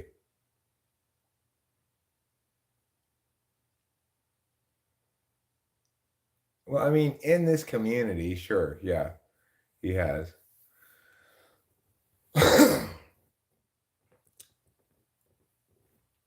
Well, maybe when my warning drops off December 20th, maybe I'll get a little bit more love from YouTube. We'll see. I suspect that the success of this channel, or lack thereof, ties directly to the nature of this channel, its content, its host, and its myriad failures.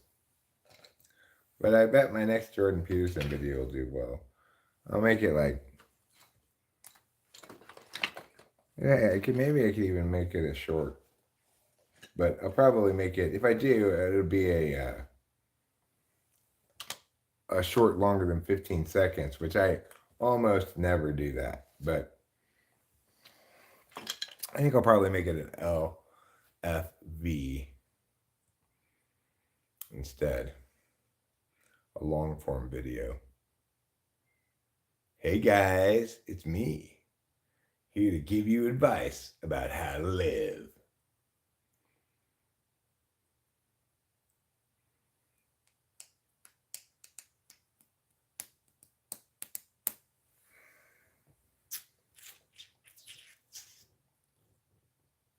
What I need to do is I need to like figure out some way that I can move him around without having my hand in the shot. Like, I could use this. It should work pretty well. I can kind of stab it up into his butt. Around these parts.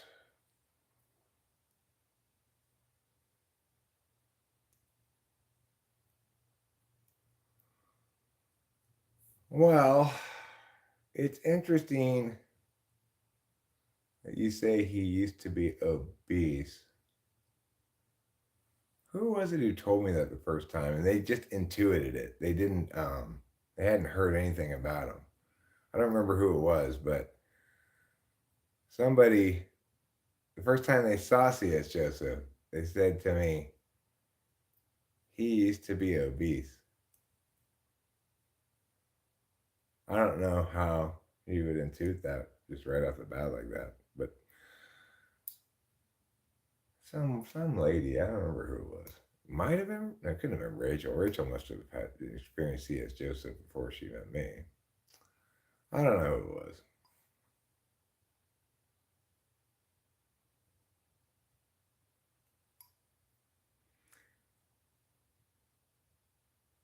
Well, I'm not sure I agree entirely with you on this one, Winston's mom.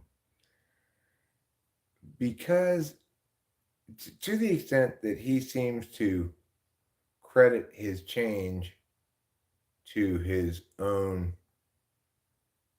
to his own whatever character, nature, successful attention to solving problems, whatever. I think it would be fair to say probably this surgical procedure you had a lot more to do with that than these changes you're claiming generalized, right? So if he's saying, I used to be, I don't know if he is, but if he is, right? Like I said, I don't watch the guy obviously because he's terrible. Um, if he's saying, I used to be shy, insecure, yeah, yeah, yeah, but now I'm not, and it's because of the self development work that I did, well, then that would be a good reason to call him out for that because it's much more likely to really just be the fact that he got this surgery done. Now, if he's not saying that though, then it's not relevant to anything, so I don't know why anybody would mention it. But what people do with that information is they try to say, like, he's actually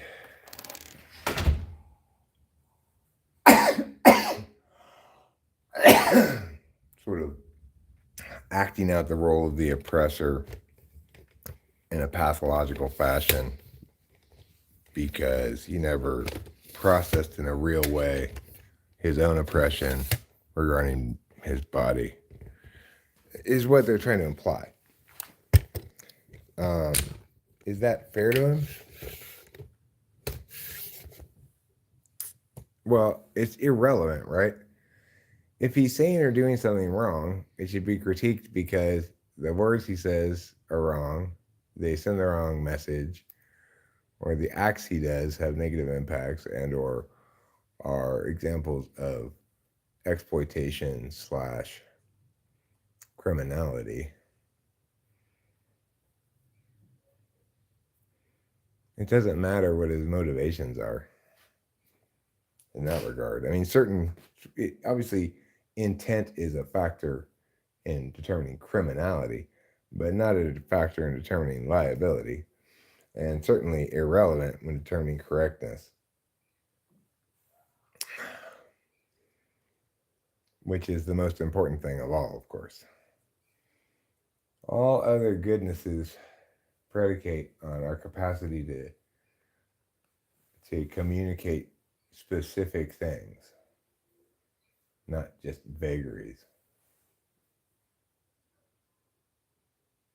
I guess I should get my drink, and I guess I should put this little soap back in the kitchen now. Little soap, you fit in my hand. Little soap, you are looking grand. Little soap, green and almost empty. It makes me sad to think the day I'll throw you away. That's my song to Little Soap. My dad had a bunch of these little soaps, and we brought them with us when we moved up here. Dad's old soap. You know, it's kind of weird a little bit. Or at least I note it when we start to get to the end of some of Dad's old supplies. We came up here with like a lot of paper towels, stuff like that. We got a shit ton of coffee still. We got batteries galore, you know. But we're running out of little soaps.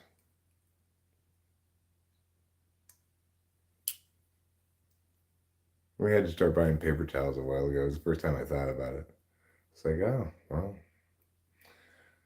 it seems like I'm bringing a lifetime supply of paper towels with me, but it wasn't even a 1 year supply.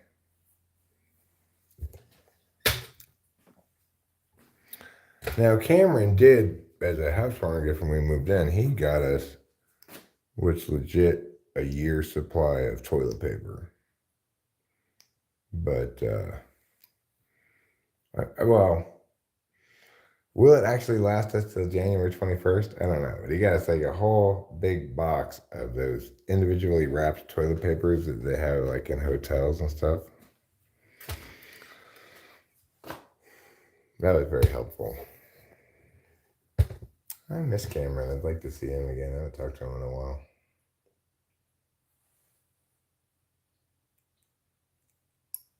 What was I doing? What was I coming in here for? A drink? I guess so. A beverage of some sort. Then I go outside, smoke a cigarette, drink that beverage. And then I'll probably end this live stream because when life gives you little soaps, make lemonade. But importantly, don't put the soap in it.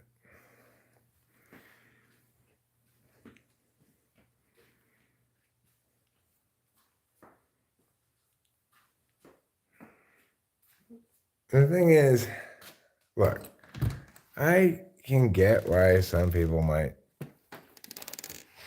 determine that his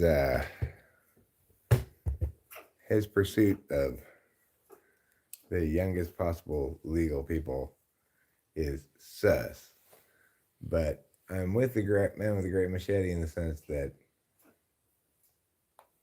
you know, all you can do is wag your finger in a moralizing way at that. You can't really condemn it as wickedness or illegality. You might see it as exploitative of young people who don't have their frontal lobes fully developed yet. But as a society, we've determined that 18 years of age is adults. So what else are you going to say about it? You know, to the extent that you condemn C.S. Joseph too strongly, you're also denying equal personhood to the 18-year-olds. Maybe we should do that, or maybe we shouldn't, but we haven't, so let's not.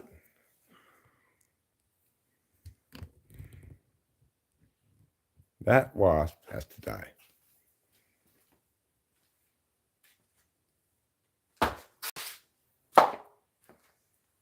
Because I don't want any wasps' nests around here.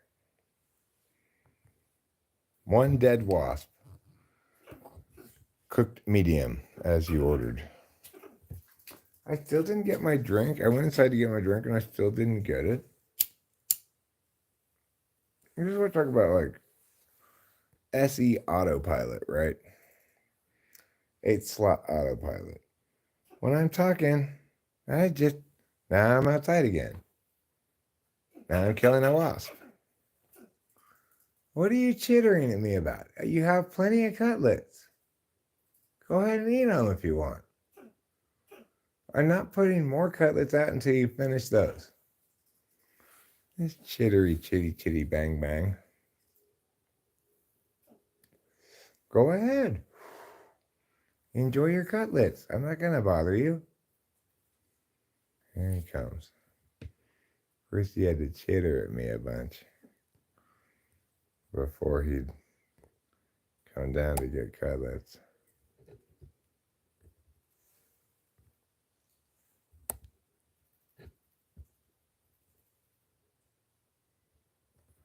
Well, come on, chitty, bang, bang.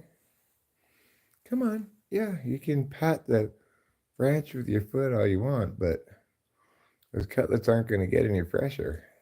Yeah, come eat them. Well, come eat your cutlets.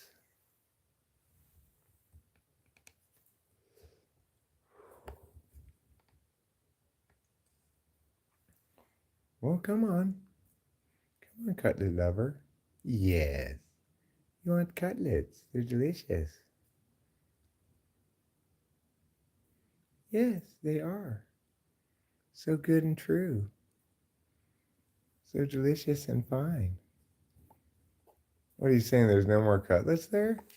You can't have finished all those cutlets that fast.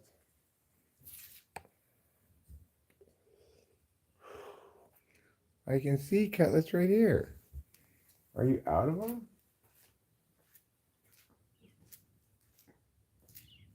You've got lots of cutlets. Are you trying to like trick me into giving you more cutlets even though you already have a big pile of them right there? Sometimes I don't understand what the squirrel was trying to say. Maybe he's warning me there's a cat around. Sometimes they do that pat the branch thing when there's a cat around. Is Dumpling here? Is that what you're trying to tell me?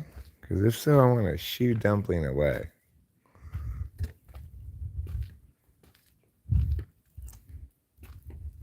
Rachel said Trouble took a shit by the litter box, but it wouldn't totally shock me if Dumpling came in and did that. We're going to start blaming all our cat problems on Dumpling. And yeah, he really missed the box yesterday. There's a big turd right on the ground of the garage. There's also a turd in the box, which means like he pooped at the first turd, then he moved a little way outside the box and pooped some more, I think. It was gross to clean up, obviously. But I poured some kitty litter on it. And then it was fine. I cleaned it up. And I squirted it with some spray. And I cleaned it with a paper towel.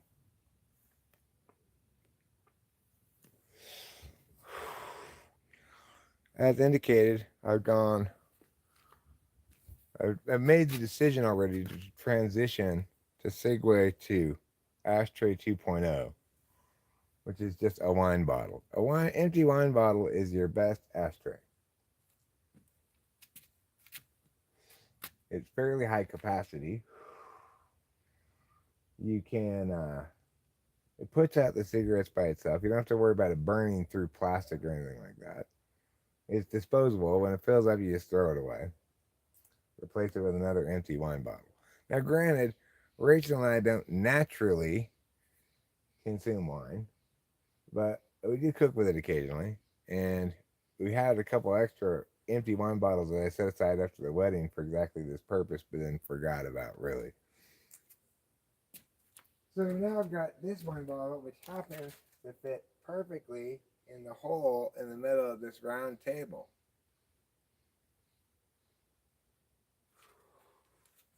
That's a lot easier than having that gross bucket over there. Hi, Rachel, darling.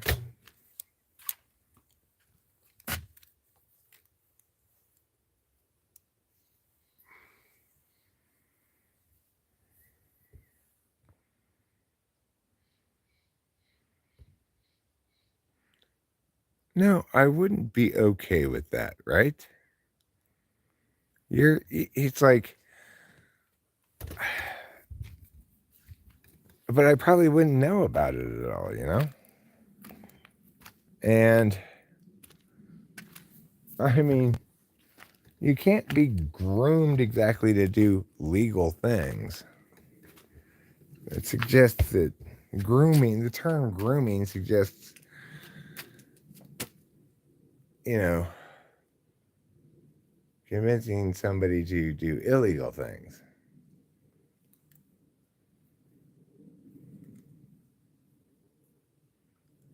I get that you feel outraged by him and that you think the community should share an outrage about him. But I am outraged by him, but not for those reasons, because as far as I know, he's not done anything illegal. And whether or not I approve of him banging college co-eds is not something that I'm going to spend any time thinking about. I'm outraged that people listen to him about typology because he's wrong. To me, that's a much more important reason to be outraged. Barring incontrovertible evidence of him doing something illegal, in which case I'll revisit the issue.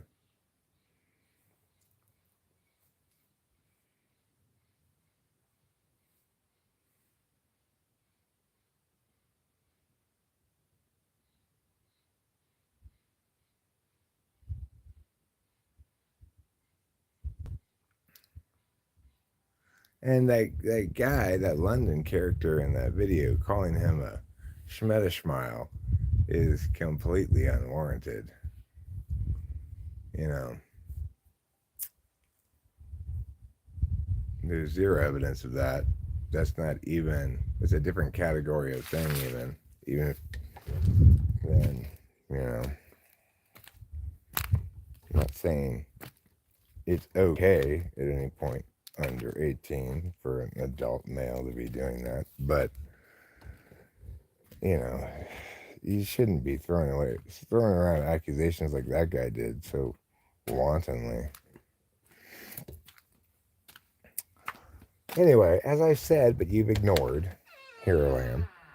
I'm about process integrity, right? And I'm upholding the greater virtue and value here accordingly.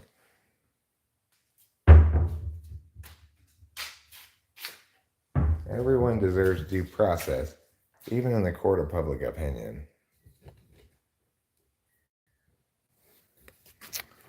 Okay, now I've walked around the house for reasons I don't remember why I walked around the house. I think I was going to look to see if over here, this ashtray is still one of those kitty litter bottles. In which case, next time I get a thing of kitty litter, I'm going to take the lid off it instead of throwing it away. I'll put it on this one. Oh, this one has a lid on it. Okay, well, this one has to get thrown away too. I need to take 2 more trash cans up to the dumpster today. I believe I have 2 up on the street already, or is it just 1? It's Sunday. Today is Sunday. PE trash goes home.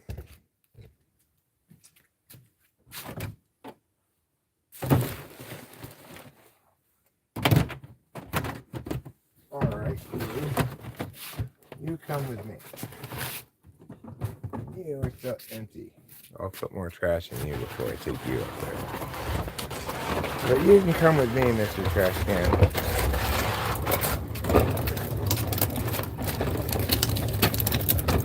Now, viewing audience, you're going to have to wait down here at the bottom of the driveway.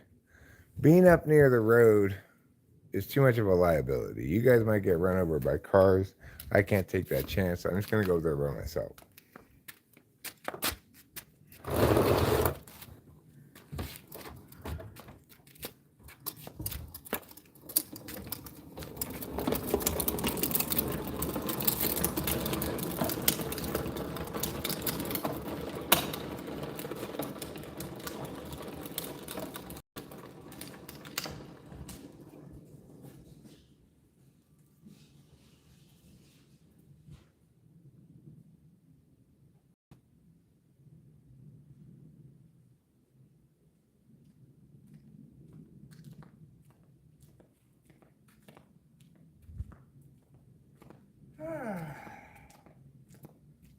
What a lovely day. It's a very nice day today.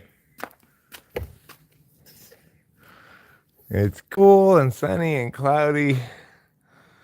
Just a teeny bit breezy. Very autumnal.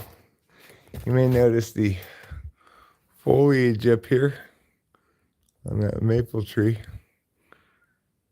Get a fair amount of foliage instances going on. Autumn's a nice season. We still have some of these horrible little bugs that like to fly in your face. But hopefully they go away soon. They seem to go away when it gets colder. There's much fewer of them than there were when it was hotter. Many fewer, I should say. I'm sorry. I apologize for that. I don't blame you for being angry. The correct term was many fewer, and I said much fewer. As if that even makes any sense, right? Much fewer. No, much less, many fewer.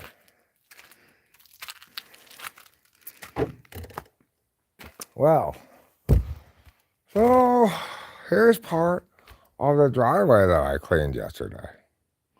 Just look how clean it is. And there is a little road that I would take to go down to the shed if I wanted to. But I never go down to the shed. It's got a bunch of cool stuff in it. It's got like a woodworking table with like lights and stuff. I'm like, how fun. Well, I never go down there. do I really even need a shed? I don't think I do. A shed? What in the world am I gonna do a shed? Well, I can make a little clubhouse down there. Like I don't think I'm ever gonna quite get used to really having my own house. Like, oh, you know, what'd be cool? I could make a clubhouse in the shed, then it'd be like I have my own little house.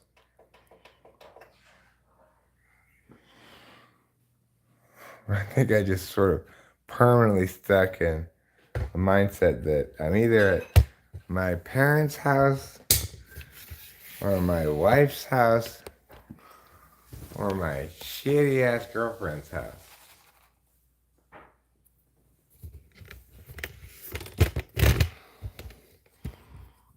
Oh. You know, Rachel can't get used to it either. She keeps, like, worrying that I'm gonna bust her chops about her room being messy. It's her room. This is her house, you know? As if I would ever have the gall. This is her house and her room, so who would ever have...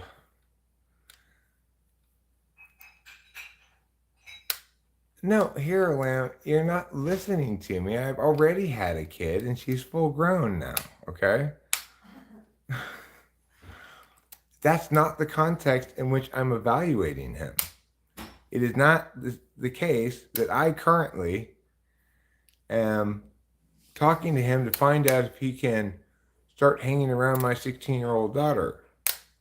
If that were the context, I would have no need to respect public process integrity because it wouldn't be a public process. You're not understanding different kinds of speech in different contexts require different kinds of integrity. You are trying to project your one kind of integrity onto every kind of instance without drawing the necessary distinctions. And I keep trying to correct you, but you're not listening to me.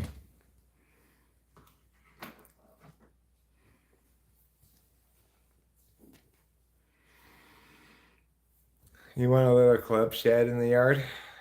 Well, I have one and I never play on it. But it doesn't have any chairs in there. I'd have to take a chair down there and everything. I mean, at that point, it's starting to sound like a lot of work.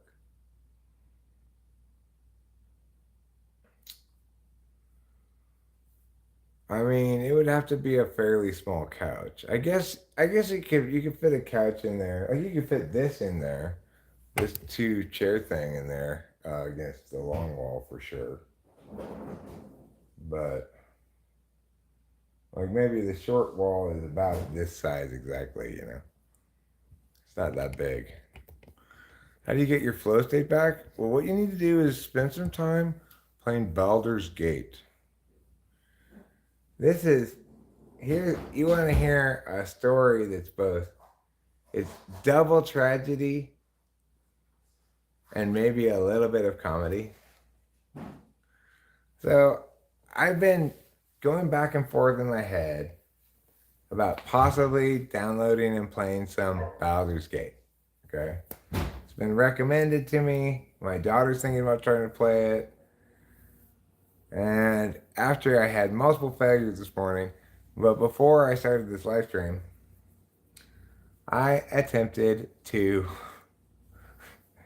get it. So the first thing I was going to do is download and reinstall Steam, which I've had before, but I don't like it. But anyway, fine, okay. And then I was going to buy the game and play it. But guess what? I could not pass the CAPTCHA test on Steam. Like 4 times in a row or something. It'd say like, click the pictures that have buses in them until there are none left. Then click verify. And it'd say, sorry, your CAPTCHA answers are wrong. Eventually, I just gave up. I was like, I tried it with restoring my old account. It wouldn't let me get past the CAPTCHA. And then I said, fine, I'll try to create a new account. I still couldn't get past the CAPTCHA. Fortunately, I had not already purchased Baldur's Gate. I was going to wait until after I had Steam installed. Since I apparently am not able to prove I'm not a robot, I'm not allowed to play Baldur's Gate.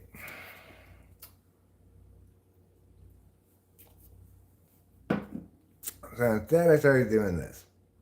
Probably just as well, but the fact that I was going to pull the trigger on it and get it and start playing it, maybe I am a robot. But the thing is about those questions, like, okay, click all the squares that have a bicycle in it. There's a picture of a lady on a bicycle. Do I include her helmeted hat, her helmeted head, as part of the bicycle? No, I will join your party if I can successfully install Baldur's Gate, and I do, and start playing it. I would be happy to join your party. I have no objections to that. I just I am not. I am a robot, I guess, and robots are not allowed to play Baldur's Gate. Yes, I promise, Kara. If I successfully start playing Baldur's Gate, and you find me on there, I probably try to get the name Host Eric, and invite me to your party, I will join it. I pinky promise. Probably, almost for sure, I will not be worthy to join your party, as I will be a sucky ass beginning guy, and you're gonna be like level 10 already. I'm gonna be like a level 1 cleric who rolled a bunch of 8s.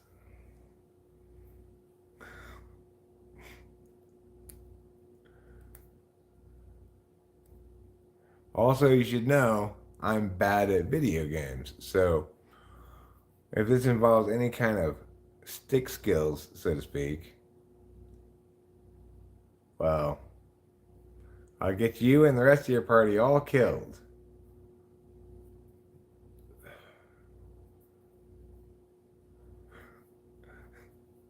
Karma's Pimp, you and I, our job will be to get everybody else killed and then run away.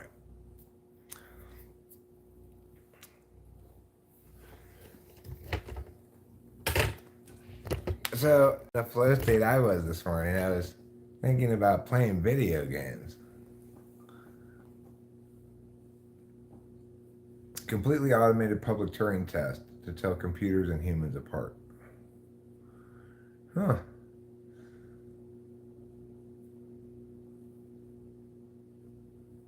So I don't know what I was doing wrong with the CAPTCHA thing. In theory, I might try it again and see if it goes any better this time. You just played Pocket Rocket League? Is that your euphemism for masturbating at Pornhub?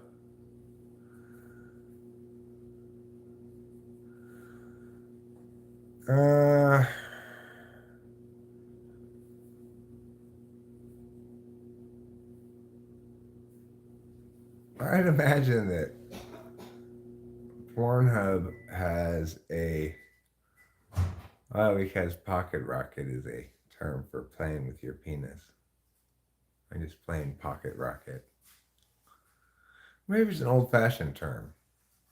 Like, what was that old-fashioned term I used earlier that Rachel didn't recognize? I don't recall.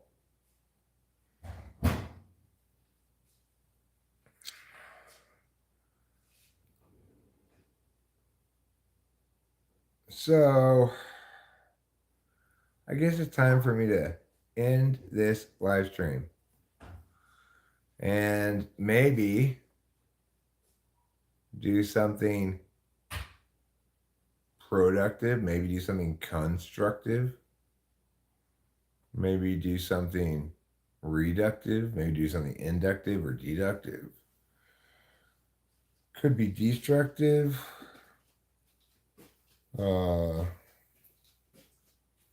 That's about it, I guess, really. Hey there. Hi there. How long did you cook your chicken parm for? 5 minutes. Really? But the box says 7.5. I know. Did were you around for the part of the live stream earlier where I contacted this company? No. Yes, I sent them a message saying, you have the times on the boxes backwards. But they probably won't believe me. How'd you send them a message? I went to their website and clicked contact me and filled in their form. Very good. Very proactive of you. Do the robot dance is good advice for getting somebody into a productive state of mind. Because what's more productive than a robot, ultimately? Robots are pretty productive. Yeah. But you know what they're not productive at? Solving captchas. They're not.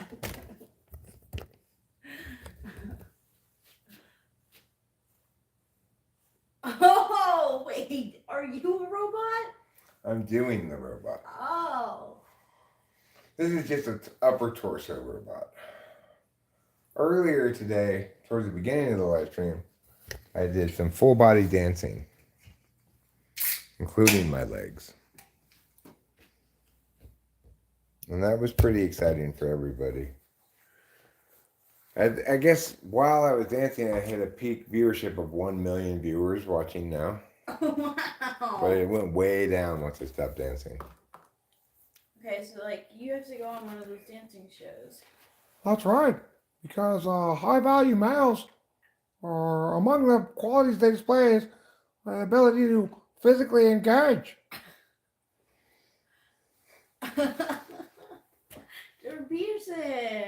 Jordan Peterson, what's up? Well, the biological imperative of a woman is to ensure for the well-being of herself and her child. This is why lobsters love high-value men. I mean, women love high-value men, sorry.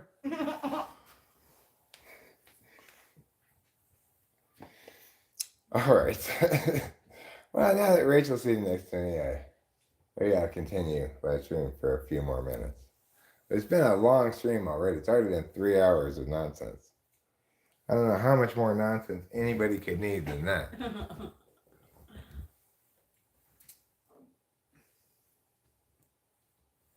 Well, if you see any too much nonsense, just let me know. I'll give them a good tasing. Oh, you're going to tase the person right away? Well, I don't know if you're aware of this, but hello, miss. I'm officer deputy. And basically, we can't really get away with shooting black people anymore. Oh, yeah. So, we got to work out our aggression in some other way. Oh, that's good. That's good, I think. I've started using this karate chop that I have at my disposal. Wow. I just try to make sure I karate chop, Mexicans, Asians, and white people. I usually can get away with that. Okay. That's new news. Oh, well, that's really saying something, too. Karate chop's a really important thing. Thanks, Jordan.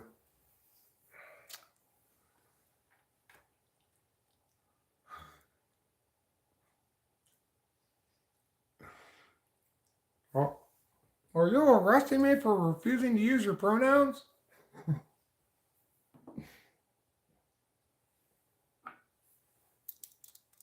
No, you're an illegal alien from Canada. That's true. Pia! Pia!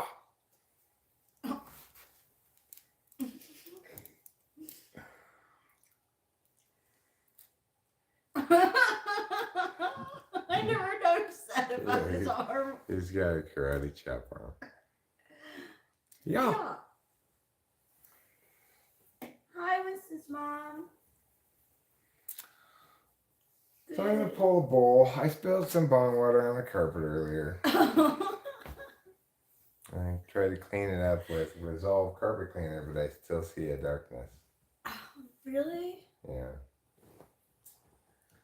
That Resolve usually works. Well, nothing beats bong water, though. That's true. Bong water is nature's most stinkiest, stainiest substance ever. Yeah. If you want to play a fun joke on your friends, go into their house and spill a full bong full of old bong water all over their furniture. Oh, they'll love it. And they come in and be like, what's that awful smell? And then when they sit down, they get bong resin all over their clothes. They'll laugh and laugh.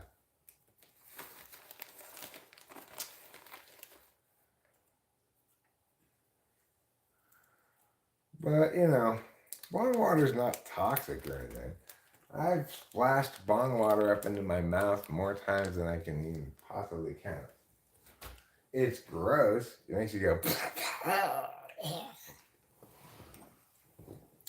But, you know, I think weed is kind of like the equivalent of silver. You know how silver is antibacterial and stuff? I think weed is kind of like that too. Antibacterial? Well, it's like it doesn't really go bad, it just dries out more. Yeah, it doesn't go bad. You can still smoke the dried out. Yeah. It's possible if you don't let it dry out, then it might get moldy, but it doesn't ever expire per se, you know? No. And you can smoke through the same water until it evaporates.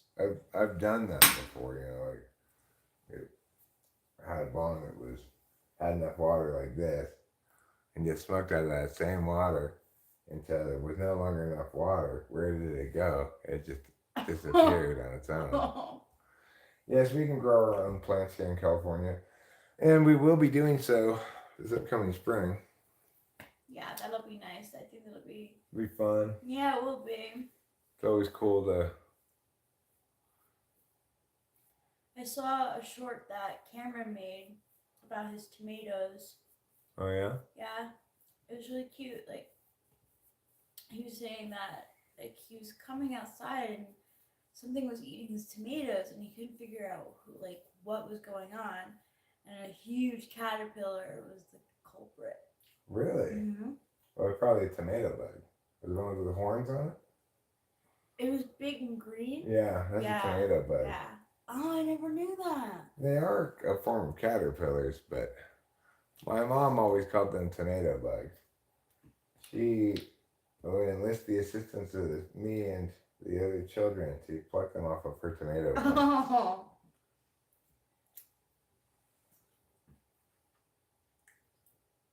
They are quite gross, tomato bugs. They're huge, green. Yeah, I was so surprised by the size of the thing. Yeah, they're enormous. They're like crawling bags of green pus. I don't know how many we can do, but the thing about number of plants is kind of ridiculous. It's like I'm planning to plant probably 2 in the ground. Those 2 in the ground, or maybe 2 in pots, you know. 2 in the ground are going to produce pounds of weed. The 2 in pots are going to be much smaller.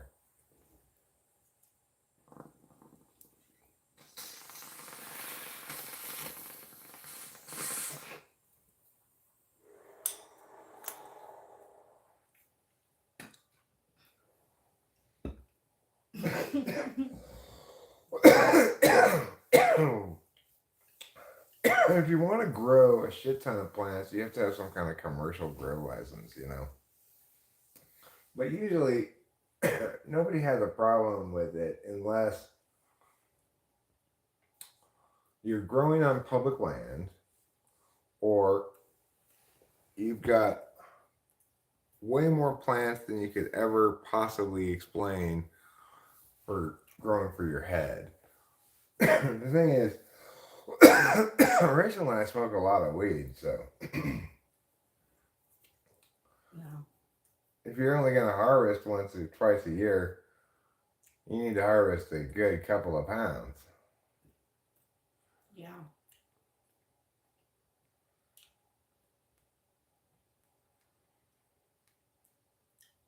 "90% of communication occurs using just 500 words." Jordan B. Peterson. How could that be? Well, he's saying 90% of the instances in which language is used, it's merely used instrumentally. Most people use language for very concrete purposes, and so there's few number of words that get repeated very, very often. In other words, it's subject to the 80-20 rule, but slanted a little bit more, which is to say 80% of what's said is going to be said using 20% of the words available. But because English is so huge, 90% of what's going to be said is going to be said using 10% of the words available. But he's misunderstanding the lesson of that. He thinks that therefore,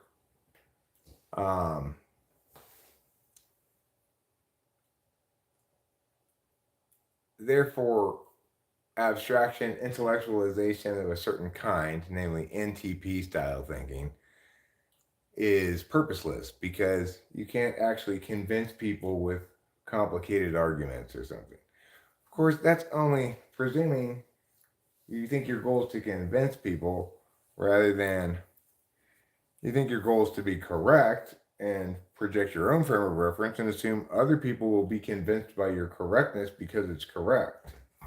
He's projecting his frame of reference just like I might, but he doesn't understand that he's doing it because he is not me. He is not. He instead is a TE Dom who's allowed himself to get distracted by a lot of things other than correctness.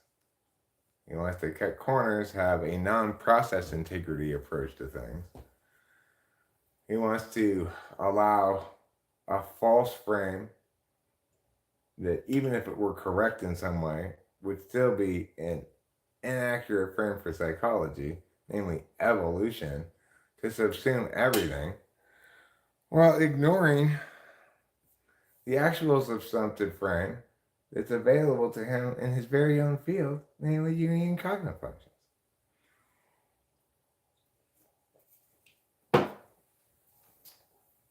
So yeah, maybe 90% of the people don't want to listen to me because I'm using more than 10% of the words. That doesn't make what I'm doing pointless. It makes it the most valuable thing of all. But Jordan Peterson will say the opposite. The only difference is I'll say, yes, I'm projecting my frame of reference somewhat hyperbolically in order to make a point about that. It's not possible. Wait, Lynn, if that were possible, if I could meaningfully come up with another kind of cognitive function other than the four I've articulated, then cognitive functions would not actually be correct. I'd have to go back to the drawing board. I've already tried to come up with as many conceivable things that couldn't possibly be subsumed by it, and other possible ways of viewing attention according to a function expression, and there aren't any. Everything I can think of is subsumed by one of the existing things. I can still be convinced that there is one, but what's not subsumed, what's not what's not included, what kind of attention is not included by knowing, deciding, interfacing, and acting? There isn't anything. I can think, well, what's a human experience? I stubbed my toe. Well, that's just knowing physically that you hurt, your toe hurts. Okay, well, I had a dream. Well, what were the specifics of the dream? I was making up a song about lemons. Had you ever in real life made up a song about lemons? No. That was any. You know, it's like until somebody can present me with something that I can't put as a kind of attention, then I'll remain convinced that union cardinal functions is complete at 8 functions with 4 kinds of attention. Yeah, I mean, it makes sense, right? Like, it just makes so much sense with the 8 functions. And, I don't know. The only thing I've been able to come up with,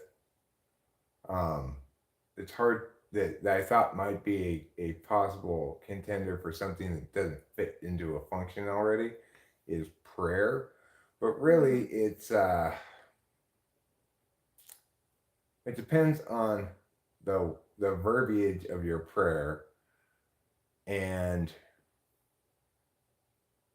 how you frame that to which you're praying. The only thing that makes it a challenging one to categorize is that you're behaving as though you're interacting with another person, even though there's no actual other person there that you can get a real kind of interfacey engagement with.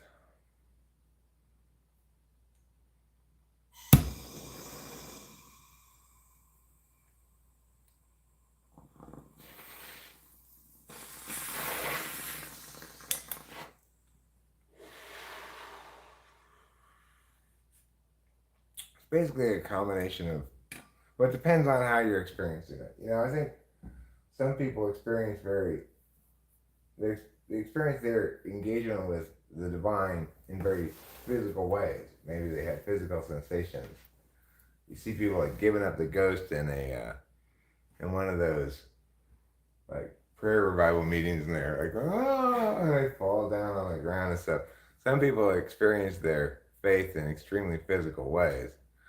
Regardless, no matter what you want to call faith, you can see in its expressions in various people that expresses as words, as physicalities, as knowings, like a sudden realization that God loved me, or as experience a deep connectivity with my ancestors who prayed just like this 1,000 years ago, or whatever. You know, every expression that we can point to and talk about is nevertheless, regardless of what God is, really the question is what God is, not what faith is. You know, faith expresses like every other behavior through one of these 8 manners of attention. Yeah, it does. It definitely does. Because, like, it made me think of, like, how some people like to write what they're grateful for or write down their prayers. Other people like to see it on the wall. Like if you're anti-polar, like this lady that we bought the house from, the lady and her husband, I think it was the lady who did this. Yeah. She had vomited crucifixes all over the wall up here. I mean, this wall up here, between that door and the stairs, was completely covered in crucifixes. There had to be like 30 crucifixes there. It was ridiculous. And this house it was built to resist ESFJ nonsense.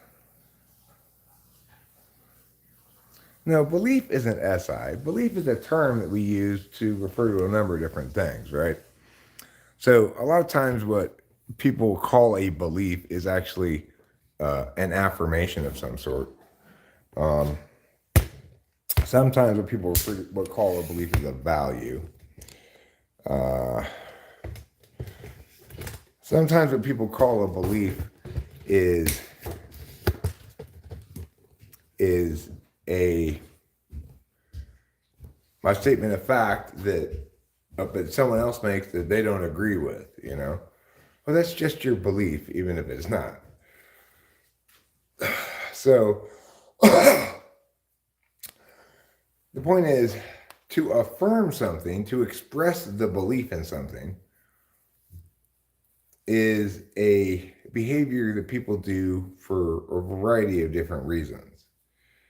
In a strict sense, anytime you're saying out loud unscripted words, there's at least some extroverted intuition going on. It's minimally seen in ISFPs, ISTPs who might, for example, just answer questions with one-word answers, in which case there's really no extroverted intuition going on. It's just the NI response to the stimulus of the question.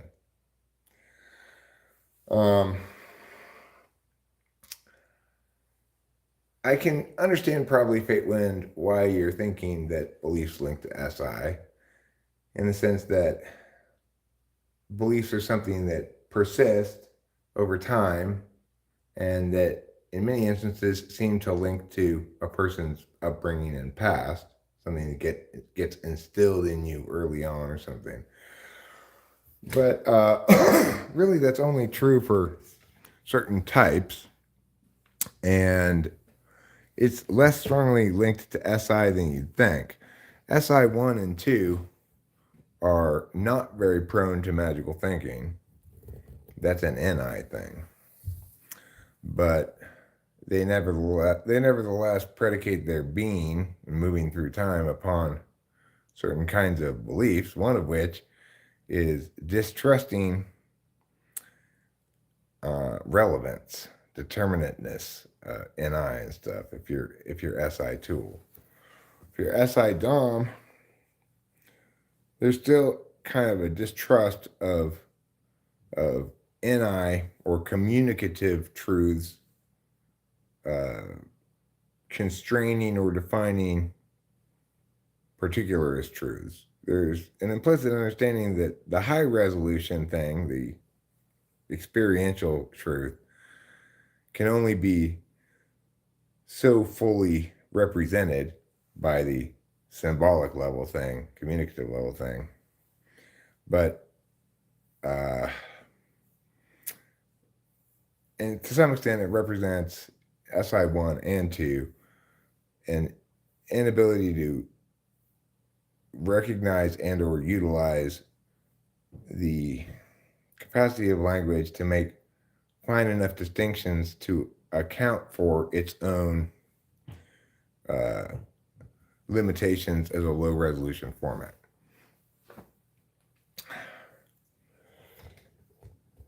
You know, like, I'll believe it when I see it. I'll believe it when the check clears. That kind of need for experience before knowing is